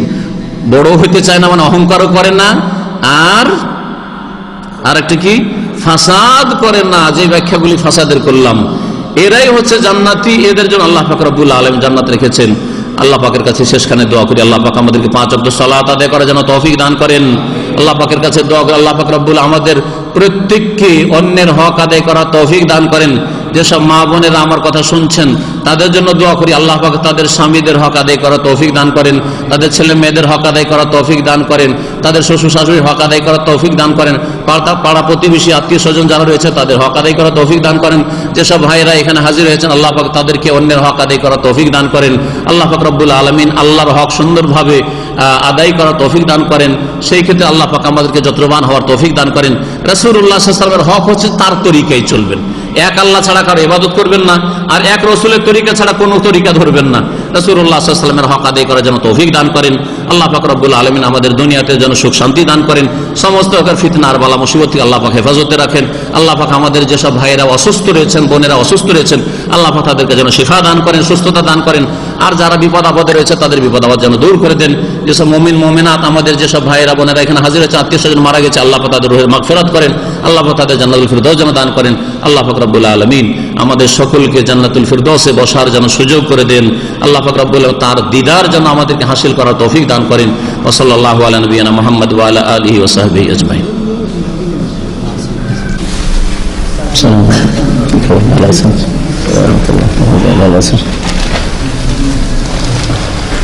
আপনারা আসলেন, খুশি হইলাম, জাযাকুমুল্লাহ খাইর। কিন্তু একটু বিলম্বে আসলেন। আমাদের এখানকার আলোচনা মসজিদের তো, যার ফলে নামাজের সাথে সাথে শুরু করতে হয়। ইসলামিক সেন্টার হলে একটু লেট করা যায়, বা এরকম কোনো জায়গায় হইলে হলে, কিন্তু এই জন্য এখানে আগামীতে যে প্রোগ্রামগুলির সম্পর্কে জানতে পারবেন, স্কেজুয়াল সম্পর্কে, আপনারা এশার নামাজটা এখানে এসে পড়ার চেষ্টা করেন, অথবা 10 থেকে 15 মিনিটের মধ্যে চলে আসেন। এশার নামাজের পর যতক্ষণ এগুলো সেট শুট করতে সময় লাগে 15 মিনিট ম্যাক্সিমাম, ওই সময়টাই চলে আসবেন। তাহলে আমাদেরকে ভালো লাগবে আর আপনাদেরকে ভালো লাগবে, বিষয়বস্তুটা বুঝতে পারবেন, আর আপনাদের কিছু ফায়দা হয়, আমাদের ফায়দা। আল্লাহ পাক আপনাদের যেন উত্তম বদলা দান করেন। চলেন, আকীদা সম্পর্কে জানেন, ইবাদত সম্পর্কে জানেন, নামাজটা ঠিক করতে জানেন, নামাজ তো পড়েন, যায় নামাজের দোয়া পড়েন, ইক্তাদাই তো বিহাজাল ইমাম, নামাজটা ঠিক করেন, আকীদা ঠিক করেন আল্লাহ সম্পর্কে, রসুল সম্পর্কে। হ্যাঁ, রসুল নূরের পয়দার নাম, মাটির পয়দা। হ্যাঁ, রাসূলুল্লাহ সাল্লাল্লাহু আলাইহি ওয়াসাল্লাম মিলাদ করেননি, আবু হানিফাও করেনি, শাফি মালিক আহমদ করেন, এগুলো জানেন। এত বড় বড় সব মিলাদ হচ্ছে, আর ঈদ মিলাদুন্নবীর আগে সবচেয়ে বড় ঈদ। তো কয় রাকাত নামাজ ঈদের? ঈদুল ফিতরে তো 2 রাকাত নামাজ, তাই না? ঈদুল আজহাতে 2 রাকাত নামাজ। ঈদ মিলাদুন্নবীর কয় রাকাত নামাজ পড়লো ওরা? হ্যাঁ, না এটা মৃত্যু দিবস, শোকের দিবস, এরা হাসছে। নবী সাল্লাল্লাহু আলাইহি ওয়াসাল্লাম ইন্তেকাল 12 রবিউল আউয়াল হয়েছে, তাতে হাসছে। এগুলো জানেন। আর কোথায় কি করতে হবে না হয়, মনে হচ্ছে ইসলাম সব জানা হয়ে গেছে।